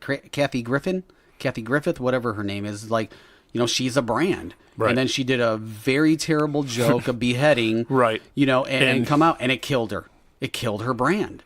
And so it's like, you have to be conscious of that at all times. It's like, is this going to do well for my brand? Right. And so, you know, for us, I like doing, you know, videos to where we read comments and reviews of our tequila. Yeah. Because I think the shit is funny, you know, and it's just, if I can't laugh at myself, like, why, you know, it just, you have to have a thick skin, because there is no way in this world that everybody's going to think anything and everything you do is fantastic. Right. It's just not going to happen. And you're always going to have those trolls that just say shit to just get under your skin too. Oh yeah. I mean, the funniest one was like, you can't make tequila from coconuts. Okay, I never fucking said that we did. It's infused, like, and it's just, it's hilarious to me. That is pretty funny. But it's great, right? You know, and it's just, you know, like Friday I had somebody say that Patron was much smoother, and I looked at him, and it was the first time ever I was like, no, it's not. Like, break it out right now. And he was buying shooters on top of it. So it's like, damn, you're buying shooters too. So it's like, let's compare the two, because I'm getting people where it's like they can't believe how smooth the coconut lime is. They can't believe, that it's not overwhelmingly sweet, and it's like a synthetic flavor. Like, I mean, going to Crown, we're talking about Crown. Like, so I tried Crown Peach, which is crazy right now. Everybody wants Crown Peach. I can't do the flavored stuff anymore. I've got a bottle of Crown Maple and a bottle of Crown Salted Caramel. And the salted caramel I can fuck with. I can't. I love salted caramel. I love caramel, but it's just too strong. It's too flavored, and I can't do it. Like, I was actually cutting it with other whiskeys to just make it so I could actually drink it, because I feel bad that I bought these bottles that I don't ever touch. Well, the good thing is they weren't like $900, no, so that's a good thing. Like, so we only paid $27 for the Crown Peach. And like I said, there's no for me, there's no difference or very little difference than De Kuyper's Peach Schnapps, right? And which is like $10 cheaper. Yeah. And it's just a synthetic, overly sweet, type of flavor. I mean, that maple one is like drinking syrup. It is. I can't do that. Again, it's like a once in a while take a shot sort of thing. I can't sip it. Yeah, forget. No like, hey, I got something great. Or if you're going to mix it into something, I could see. Yeah, like pancakes. Just man, that's a bad start to the morning. Boozy pancakes. Let's come out with that. We're going to make, like a new restaurant. It'll just be all booze infused, like bourbon bacon, Crown Maple pancakes. I don't know if you've seen in the grocery stores now, especially local stores, they have bourbon syrups, and I mean they're bottled like whiskeys. They look like whiskey bottles, but they're syrup. Yeah, I haven't tried any of them though. I haven't either. The liquor industry is a big industry, and that's why you see all your celebrities getting into it. Like Ryan Reynolds jumping onto Aviation Gin, buying that. The Rock is coming out with a tequila. The funniest one was the Backstreet Boys wanted to come out with a tequila. Really? And they I think they were doing like a crowdfunder/WeFunder to be able to get financing to do their own tequila. And I'm just like, well, just come out with a small batch. Right. I'm just that's all you got to do is just come out with small, grow organically, because that's the best way. It's like, why sink millions of dollars into something and it doesn't take off? Many people don't know that Justin Timberlake had a tequila. He had 501. Which was, he didn't promote, it didn't really take off, so he sold to Sauza. So now there's Sauza 501, something like that. I mean, but yeah, he had one. Sammy Hagar, he had a tequila, he sold it for $80 million. But do you think that's like, instead of going the grassroots or the small batch way, that's more just I want to go big and trying to get it out there as big as possible right away? Yeah, well, I know somebody that I talked to. I had several phone conferences with them, and they got a pretty decent celebrity to come on for their flavored tequila, and it was just like, a money ploy, like, hey, you come on, we'll give you X amount of equity, blah, blah, blah, you promote it, and then the celebrity doesn't promote it, and they're ass out, so it doesn't sell. I don't know if it was any good or not, but that's what happens. And regardless if it sells, if it ends up selling, they're still making money off it. The celebrity's making money off of it, but the investor, they take the loss. It's all their loss. So it's like, people have told me like, oh, you got to get it in the hands of a rapper. Why? Right. Why do I need to do that? I had somebody from Canada reach out to me on Friday about doing a joint venture with my tequila, and they have a vodka company. And I'm like, I'm not trying to be arrogant, but I'm like, why the fuck do I need you? Right. What are you going to bring to the table? Like, I'm very passionate about tequila. I want to bring on people to work with that are just as passionate about the product as I am. And, love it. And it's not about the money. It's not about the money. It's about creating something from scratch, watching it grow. Like, I always say, I'm like Benihana, because like you sit at the table at Benihana and they make a meal right in front of you. Right. I'm doing this in front of you. Like, you're seeing what we're doing, because I talk about it on social media. Some people have said that like I need to create a podcast or vlog about it a little bit more, the ups and the downs, like going into several stores in one day and nobody buys anything. Right. Yeah. And it's like, that has happened. And like, it happened recently where I went to 5 stores. Nobody picked up anything.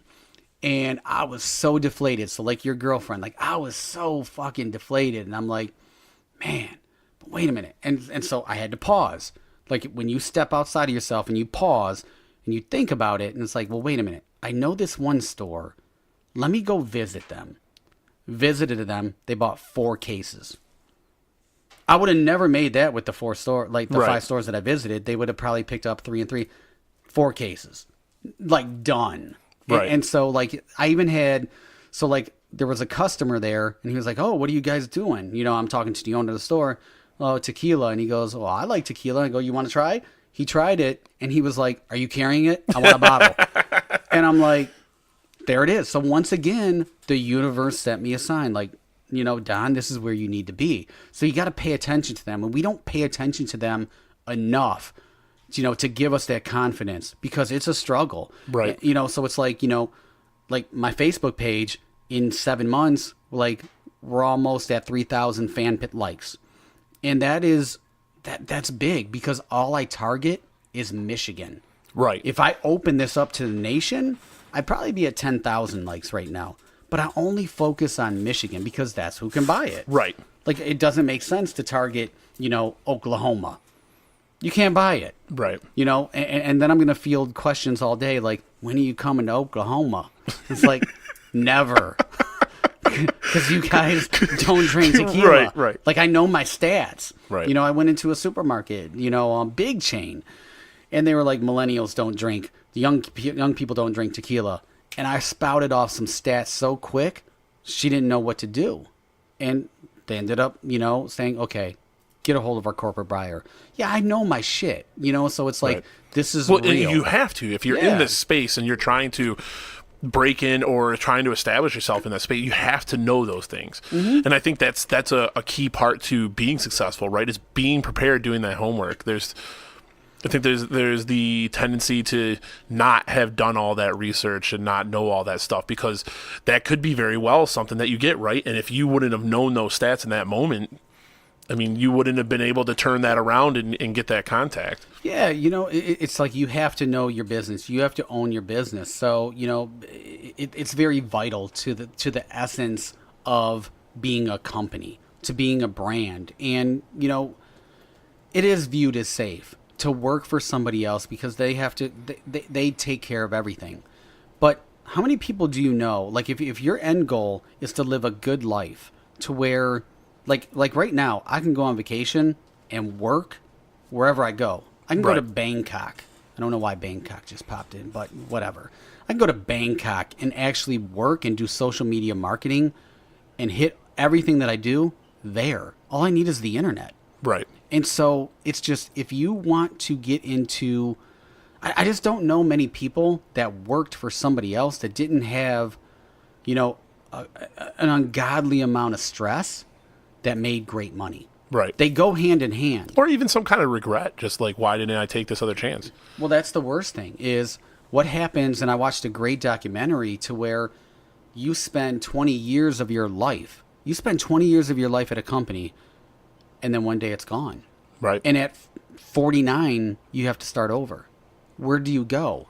And here's the fucked up shit about it is at 49, they let you go and you have a master's. So like you have an MBA.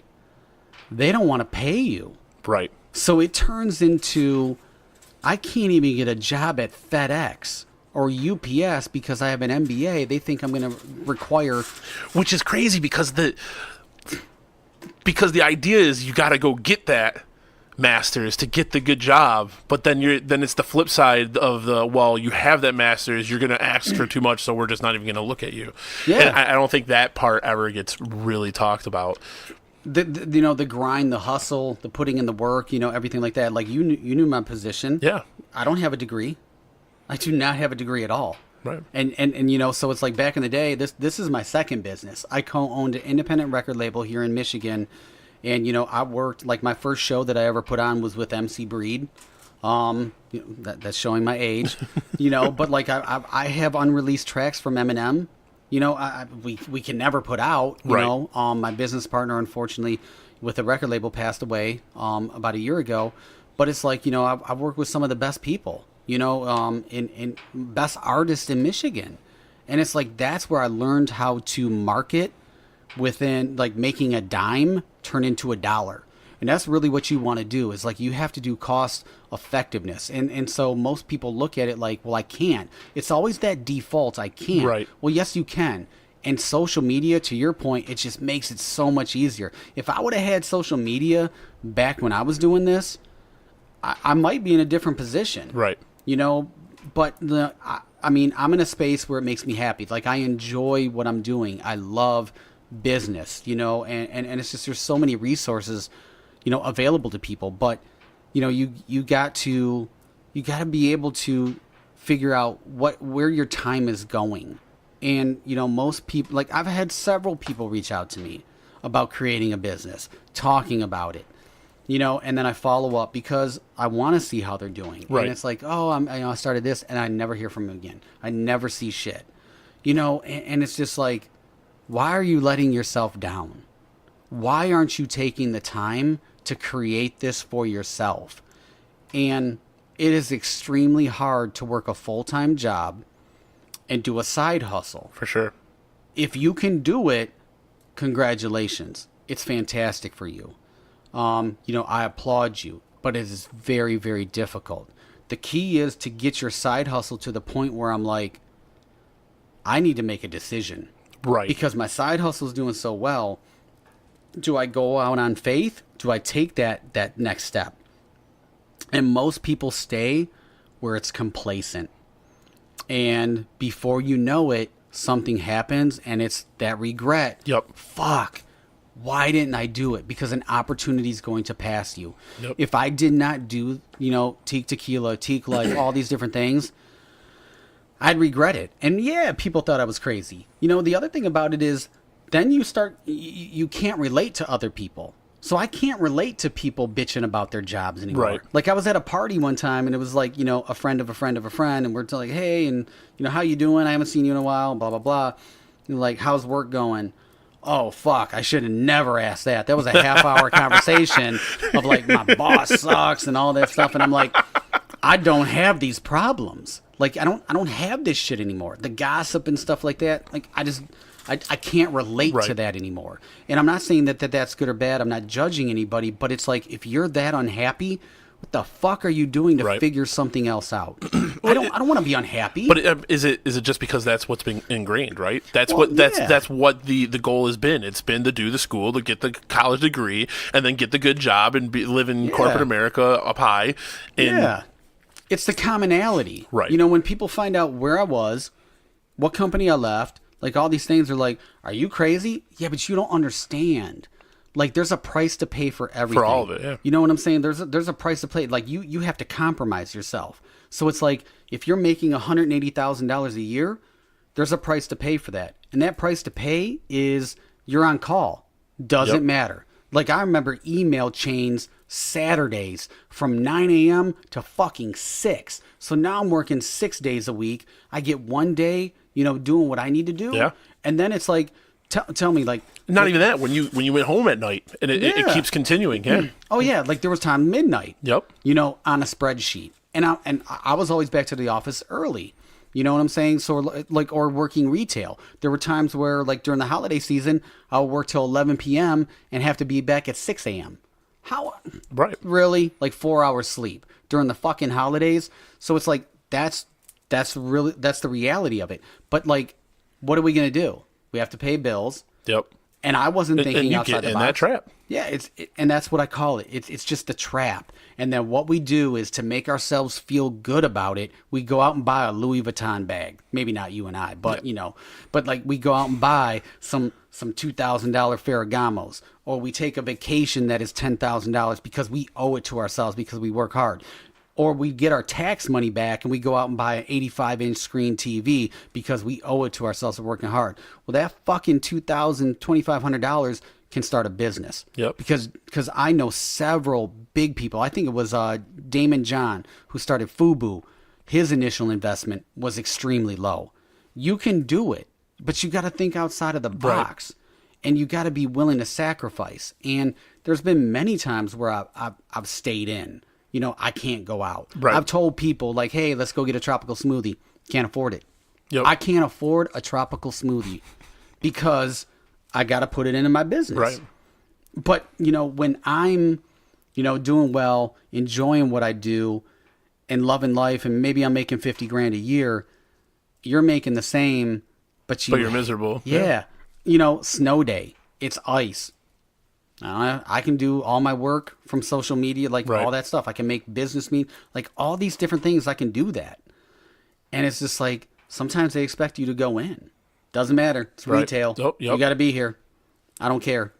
Yeah. Be here. And so, like, that's the luxury, the freedom I don't have to worry about. I don't have to worry about, like the one time where I saw boxes coming in, knowing people were getting fired.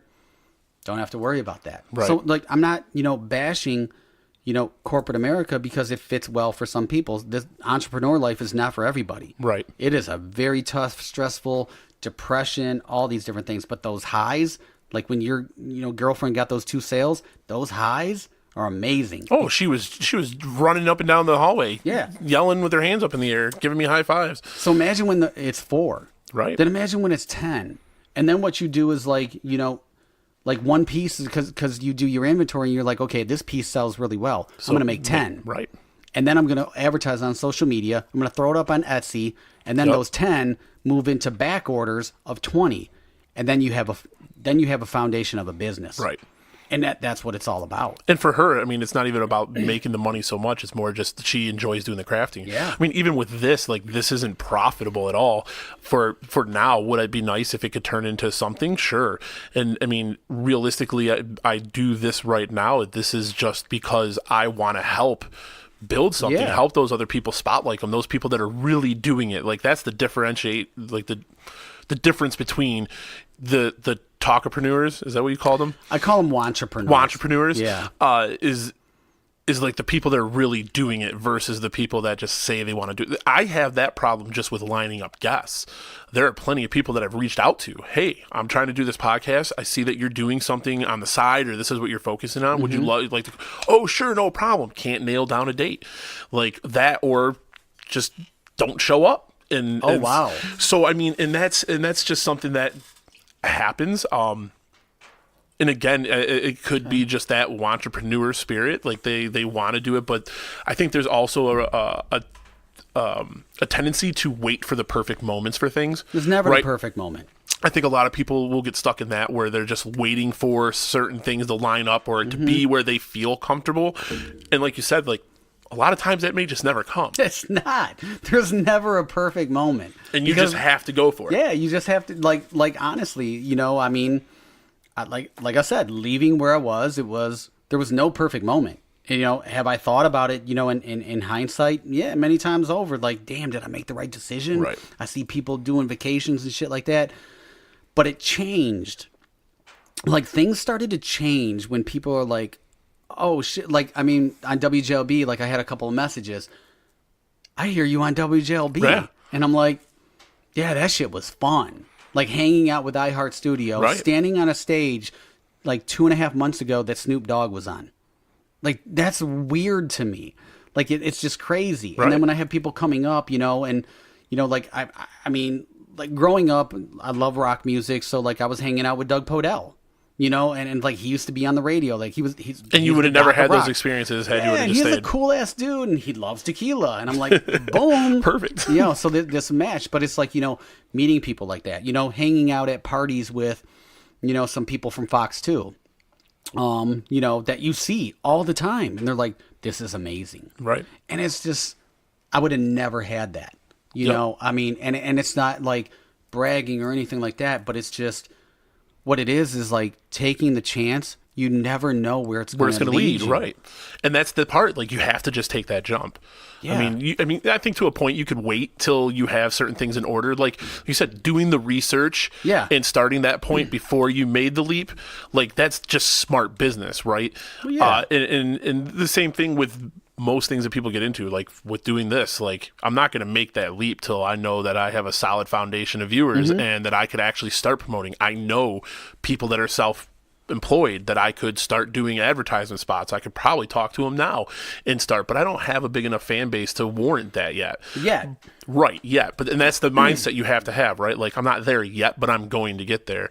I know one thing that I've always, when I first met you, was just the confidence that you've had, or at least that you exuded when I first met you and talked to you. Exuded is good. That's a good word. So has that helped you? Do you feel like that confidence, because you in this conversation have talked about those moments of where you doubted yourself? So here's the secret. So this is the secret sauce, and I'm gonna let everybody know this is like my mayonnaise Thousand Island at my McDonald's secret sauce, and I create a character. So it's like going to a store and doing a tasting, standing there for 2.5 hours to sell my product, or getting on the phone or whatever like that. Like, I just created a character. The character is part of me. Right. It's that extrovert, it's that social being, that social creature. Like, that's who it is.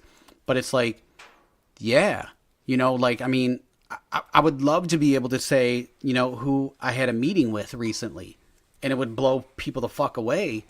And it was like, everything in my head is like, oh my God, like, do you know who this is? Right.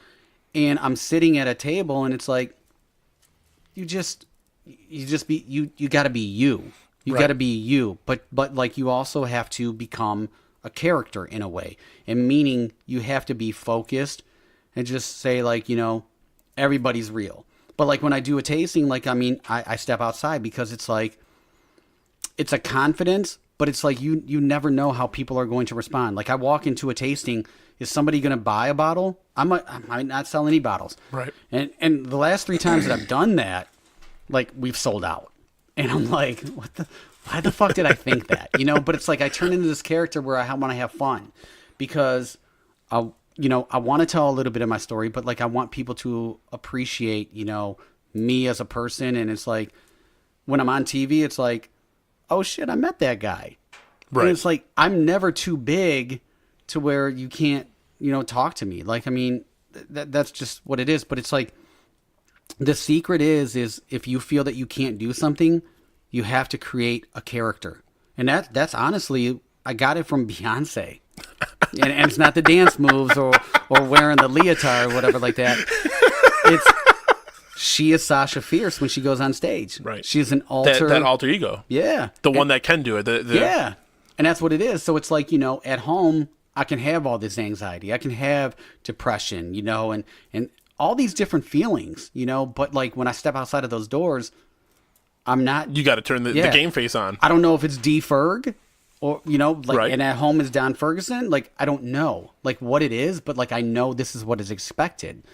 And that's what happens. So like, when my first time I filmed at, it was at Barrio, and we were talking about tequilas and foods and stuff like that. And I was so nervous to get on camera, because it was just going to be me and never liked being on camera, anything like right. that. Like, I mean, I was 246 pounds. I'm 202 pounds now. Congratulations. So thank you. And so it's all the tequila, and I'm gonna have to get on that diet too. It's great. It's a great diet. Trust me.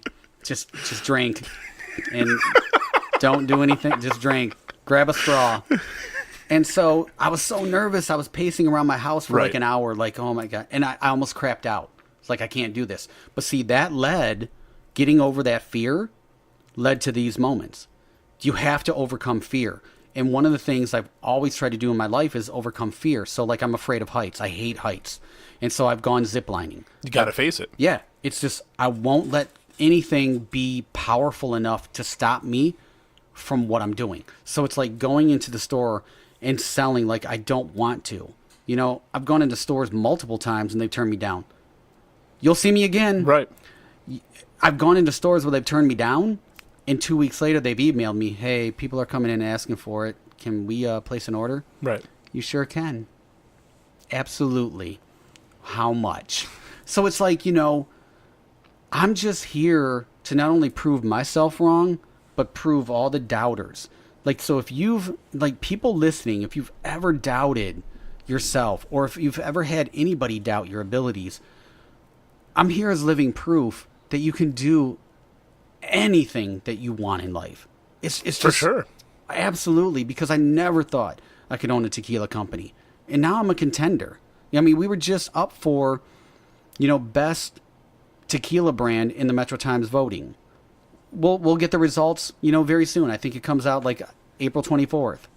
But it's like, hopefully, right. But to even be, to be considered, to be in the running. I don't want to, sound cliche. That's an honor, right? To be in the running. I mean, realistically, 7 months. That exactly, and I think like those appreciating those small victories, right? Just to even be mentioned, like that's one thing to me that I would take huge pride in that. Just knowing that, like, 7 months ago we launched this, and now we're in contention to be voted on as one of the best tequilas in the Metro Detroit area. Like that is awesome. It is. It's very cool. You know what I'm saying? Like, I mean, it's just, I look at it as, keep going. Like, just to know people are asking for it by name in stores, that would be a huge accomplishment. Friday social media, text messaging, and shit like that, like, was on fire because I don't know what happened, but like people were like just sending me pictures, and I like to use by the river, by a lake. I see all this. It's really cool. It's like, wow, like this is weird. Like this is fantastic that this is our stuff. So it's like, I don't take any of it for granted. I am, so incredibly grateful for everything, but it's like, don't get it twisted. I've worked hard. Right. I have sacrificed the ultimate sacrifice of leaving behind, a ton of money, and living off savings for multiple years and to get to this point. Right. But like I look at it as the Tito's story, and everybody knows about Tito's vodka. It's the biggest selling it's the biggest selling vodka in the, I don't know about the world, but the country. And Burt Beveridge, yes, his last name is Beveridge. Believe it or not, his nickname is Tito. So he for 3 years struggled heavily, depression. He lived on people's couches, going back and forth. He was in the mortgage industry, and it crashed, and he found himself without a job. So he went to doing his vodka, which he was doing just as a side hustle. And he was going to store trying to sell it to try to make money. And like nobody was picking up. It was just another vodka. Right. And so somebody had said to him, look, if you can figure out a way how to get women to buy your product, we will consider it. And Bert goes, well, how do I do that? And the store owner was like, I don't know. You fucking figure it out. It's your product. It's not ours. Right. So he went back and he smoothed it out, made it more palatable, right, and came out handcrafted, did all that stuff, and it started to pick up, and he was doing okay. But it wasn't like he was at the crossroads like many people are. It's like, damn, do I get a job? Like, what do I do? Right. So he took his, he was playing the credit card game, living off credit cards, all that stuff, and he took his money. It was like $2,000 or whatever like that at the time, and he entered the World Spirits competition in San Francisco, which is the big one. Yeah, that is the one you want to be in. And all he wanted was visibility for his product, just being in it. Yeah, that was it. He won. That's he crazy. Fucking won, and in a year, he was a millionaire. That was it. It changed that quickly, and so that's what I'm saying is you don't know who's listening. You don't know who's watching. You don't know who's like. You have no idea. But what they want to see is your hustle. Yep. They want to see your grind and commitment. And it's like, why am I going to invest in you if you can't even commit to yourself? I can't commit to you. So it's like if you watch The Profit, which I do, you can't want it more than them. No. So it's just that's what it is. It's like you can have this incredible product. You can create the widget of all widgets, but it's like if you're not committed to it, no company is going to invest in you, because that's what it is. Like if we get an investor like a major and take us to that next level, they're investing in me. And that's what it is. Like they're investing in my passion, my vision, like all these different things, because they know it's going to be successful because this dude lives, breathes, eats, drinks tequila. That's what it is. Key Maybe order. not in that order, Right. But like that's what it is. So it's like they want to invest in you and see the vision, Right. And it's like my vision is very strong. Like I know in steps what we want to do. There's some other flavors, that we're looking at too. That's And what it's gonna fuck that's shit what I up. wanted to ask. So what's the future look like? So the future Without is the Blanco. without giving out too much. So the Blanco definitely. Okay. We would like to by Christmas come out with shooters for the coconut lime Okay. because they would make great stocking stuffers, not for kids, but but for office parties, Right. stuff like that. And there is another flavor on the horizon Okay. that I think is going to really fuck people up. Like Okay. it's and just, again, no syrups. no syrup, all natural. So here's the deal with it. We went to our distillery and was like, hey, we want to do bloop, that flavor. I bleeped myself. Right. And they didn't have what we wanted. Really? So we had to search. And it took us about 4.5 months to find this all natural extract for the flavor that we want. And we finally found it. Now that right there is some serious Yeah. hustle, right? Just for Yeah. because you could have easily been like, oh, it's just not there. Yeah. So Well, I mean, I can say this, that we said that we're not going to do. Maybe like, during the holidays or something like that, apple cinnamon. So, but they didn't have the cinnamon that I want. I want a Ceylon cinnamon that is more like the natural organic cinnamon stick. So, they didn't have it. So we can search for that. But like maybe a specialty during like the Right. fall season, stuff like that. Come out like Crown Royal, just in specific markets, whatever like that. But like, no, the next flavor that we have in mind, and hopefully it turns out really well, will be amazing. okay. And then, then we already have another flavor. And then I've talked to a company about doing the world's first tequila infused hot sauce. Right, and you brought that. I want that. I want it Go for it. personally because, the coconut lime I wanted personally. Did I think it would do this well? 7 months into the game? No. But I think I have a good pulse. on what? Yeah. What flavors? What Yeah. people like? Like what are people gonna like? And it's like you throw an ice cube on that, and it's not a margarita, but it's kind of similar to where it's palatable. You Right. can drink it. It's smooth. It's Oh, yeah. refreshing, crisp. It's clean. Like all these different things. And it's like by the time you're done, you're like, damn, that's tequila. Yeah, it is tequila. The other cool thing about it is we use both agave. So there are two different types of agave. There's Okay. a highland agave, and then there's a lowland. Lowland are typically mineral rich. Sometimes it's volcanic soil, so you get more of that earthiness, more of Okay. a bite, pepper, stuff like that.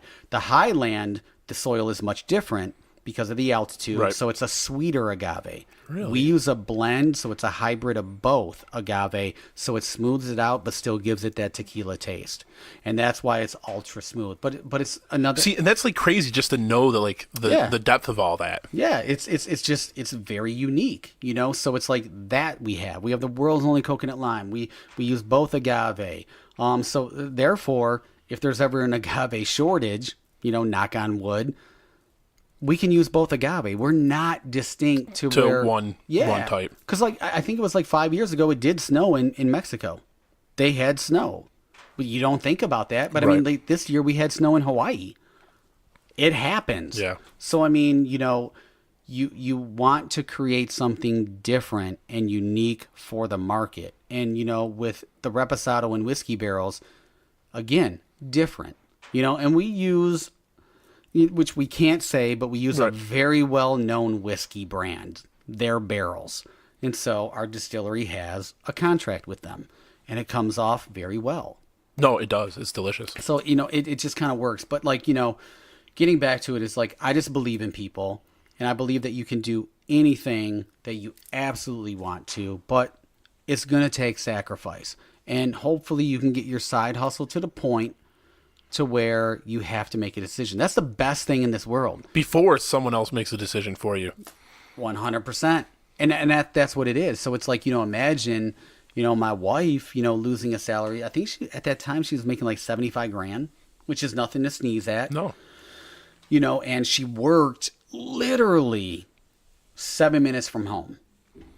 So Man, that's really nice. Isn't that crazy? That's really nice. So now she works 12 minutes away from home. She works for a great company. But yeah, and they're growing. She doesn't have to worry about anything. And, the cool thing about her company is, I mean, obviously they've learned about our tequila because she was on TV, with me. They put it in their newsletter to promote it. That's awesome. I mean, how many companies say, like, we respect you so much. We respect your side hustle so much. We're going to put you. We'll promote it. Yeah, we're going to promote it. And, like, who knows what sales can come from that? For sure. And so it's just, all these things start to come together, and I'm just going to say it again, the universe will show you signs. This is where you're meant to be. So as soon as you receive those signs, that's when you got to keep going. You got to focus. You got to focus on your goals and not the obstacles, because there's always going to be obstacles. We're always going to get positioned with, oh shit, I didn't take in consideration this, or, I don't have enough money. I can't do this, like all these different things. But if you focus on the positive and your ultimate goal, you'll get there. But if you focus on the obstacles and distractions and all this other bullshit, you're never going to get there. Like people, it does. The talent that people have that they let go waste. Yeah. They let it waste. And it's like they become dependent and not even just dependent, but they become loyal to a company that has no loyalty for you. They just don't. And if you think they do, well, and then you find out, right? I mean, some people. Yeah, no, I think it's that's definitely a great point, right? And that's what frustrates me the most, is seeing that wasted talent. And I'll say for myself, I don't even feel like I'm that talented. I just have the conviction enough to just say, hey, I'm going to try doing this, and I'm going to go for it, and just do something. Like with all the different things that I've done, it's just been like, hey, I want to try doing this. With DJing, I broke up with a girlfriend and then bought my first turntable and mixer. Started off with one and started learning and screwing around with it. Bought another one and started doing bar shows and moved into weddings and stuff like that. And now it's something that I don't do often. I'm hoping my son might want to try to pick up on it, But all the different hobbies that I've bounced around between, even like the wood burning stuff that I started doing, I've always been artistic to a point, but I've never done that before. And after 2 pieces that I did, I was like, you know what? I'm going to invest in a better wood burner because this is relaxing. It's something that I can enjoy doing, and I can get better results with better equipment. And it's, I haven't sold anything yet, but it doesn't matter to me. Some of the stuff is just a passion to do. But it's yet, and it's like, thank you for the hummingbird coaster, because, and I will be promoting this, you know what I'm saying? Because this is super cool. And I don't even know where to begin how you nailed our hummingbird. Like that's just beyond me. But anyway, many things turn into a lucrative business. For sure. And lucrative by definition, is per person. So it's like lucrative for you could be, $10,000 a year. Right. Lucrative to somebody, it's like, oh, I'm not fucking with anything until it makes 50,000. No, it's about perception. It's about like what you perceive as an investment. So it's like for me, like what I made before, I don't even need a shell of that. Like if I can make, $40,000-$50,000 a year slanging tequila, having fun, right, enjoying my life without all the extra stress that you had before, for sure. I'm good. Like that's where we're at. Like that's the American dream to me, because I know too many people that are and depression is real. Like I've battled through it. I've gone through it. You know what I'm saying? Like there's been many times where it's like I'm very depressed, and reaching out to somebody to talk to. Like there's no shame in that, but it's like to be depressed because of what you do and feeling trapped. I never want to feel that again. I just don't want to feel that again. And, hopefully I can continue on with this and like help other people to be great and, invest in them. That's truly the American dream for me. So how long until we see you in any kind of Spirit Awards or competition? So we got offered to go into the WSWA, which is a really big one. And for me, it just wasn't important enough right now because we're not nationwide. Right. So it's like, and a lot of people, a lot of people are trying to like follow that Burt Beverage Tito's Right. path. Sure. Obviously, that's where the question's coming from, right? To me, it's about the people. Okay. What are the plans then for? Because I know we were talking about it. Each state has different regulations. Is there any on the horizon states that you plan on moving into? Is it going to be neighboring states just because they're around Michigan, or are you trying to get into those markets where the bigger tequila markets? So Detroit is actually a really good market. I have a friend who is the national director of marketing for a major soda company that starts with a P. Y'all can figure that out.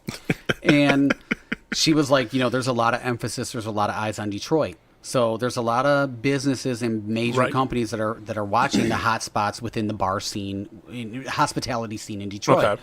Okay. So we're in a good position, like if we can get that representation here in Michigan. So we have gotten placement in some big stores that are bordering Ohio, so the Toledo market. Okay. So that way we can start to expand there. Ohio is more of a controlled state than Michigan. Even more than Michigan. It's really difficult. So a lot of people actually travel. They come up from Toledo or the Maumee area, just different things like that, and they buy some stuff at the stores. So I'm in the big stores in Temperance, Lambertville, Monroe.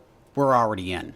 So that was strategic. Gotcha. Right. So that way you're attracting that crowd that's going to travel. Absolutely. Isn't it weird? We used to always travel there for fireworks.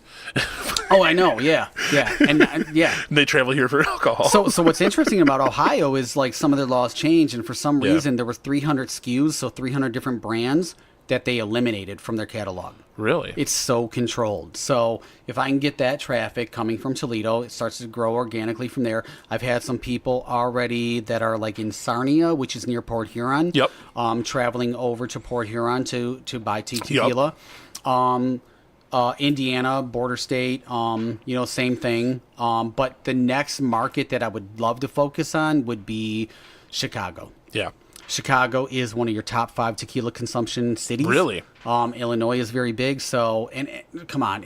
Chicago is a city, right? It's just a huge city. Yeah. So I think it goes New York, LA as far as population, and then Chicago.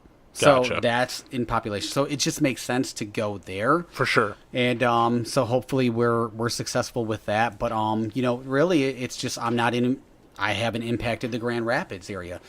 We do a conference at the end of April, like a trade show in Traverse City and Marquette.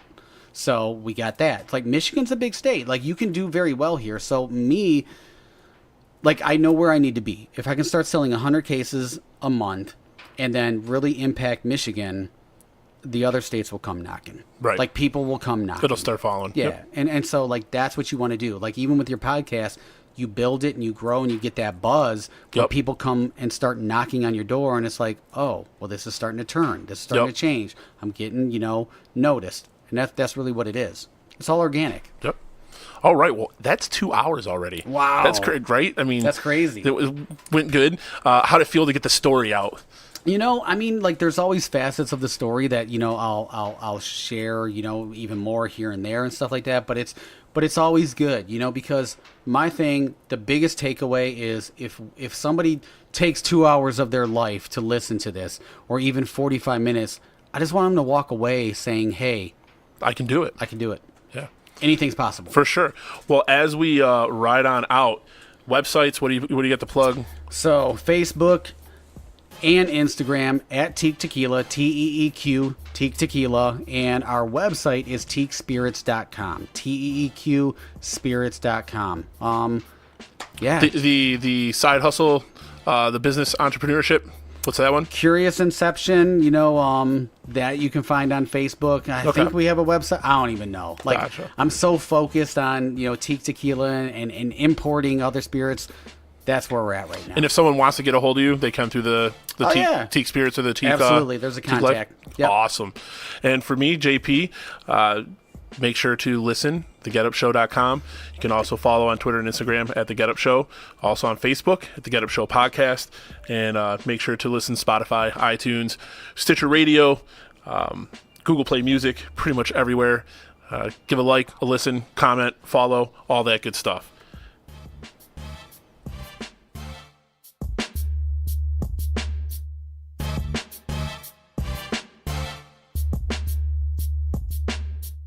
Thanks again for listening to The Get Up. Like what you heard? Think it sucked? Or are you trying to do something other than just the normal 9 to 5 and you want to share your story? Then hit me up. Send an email to contact@thegetupshow.com. Follow the show on Instagram and on Twitter @thegetupshow. And don't forget to visit www.thegetupshow.com and check out the links for our guests.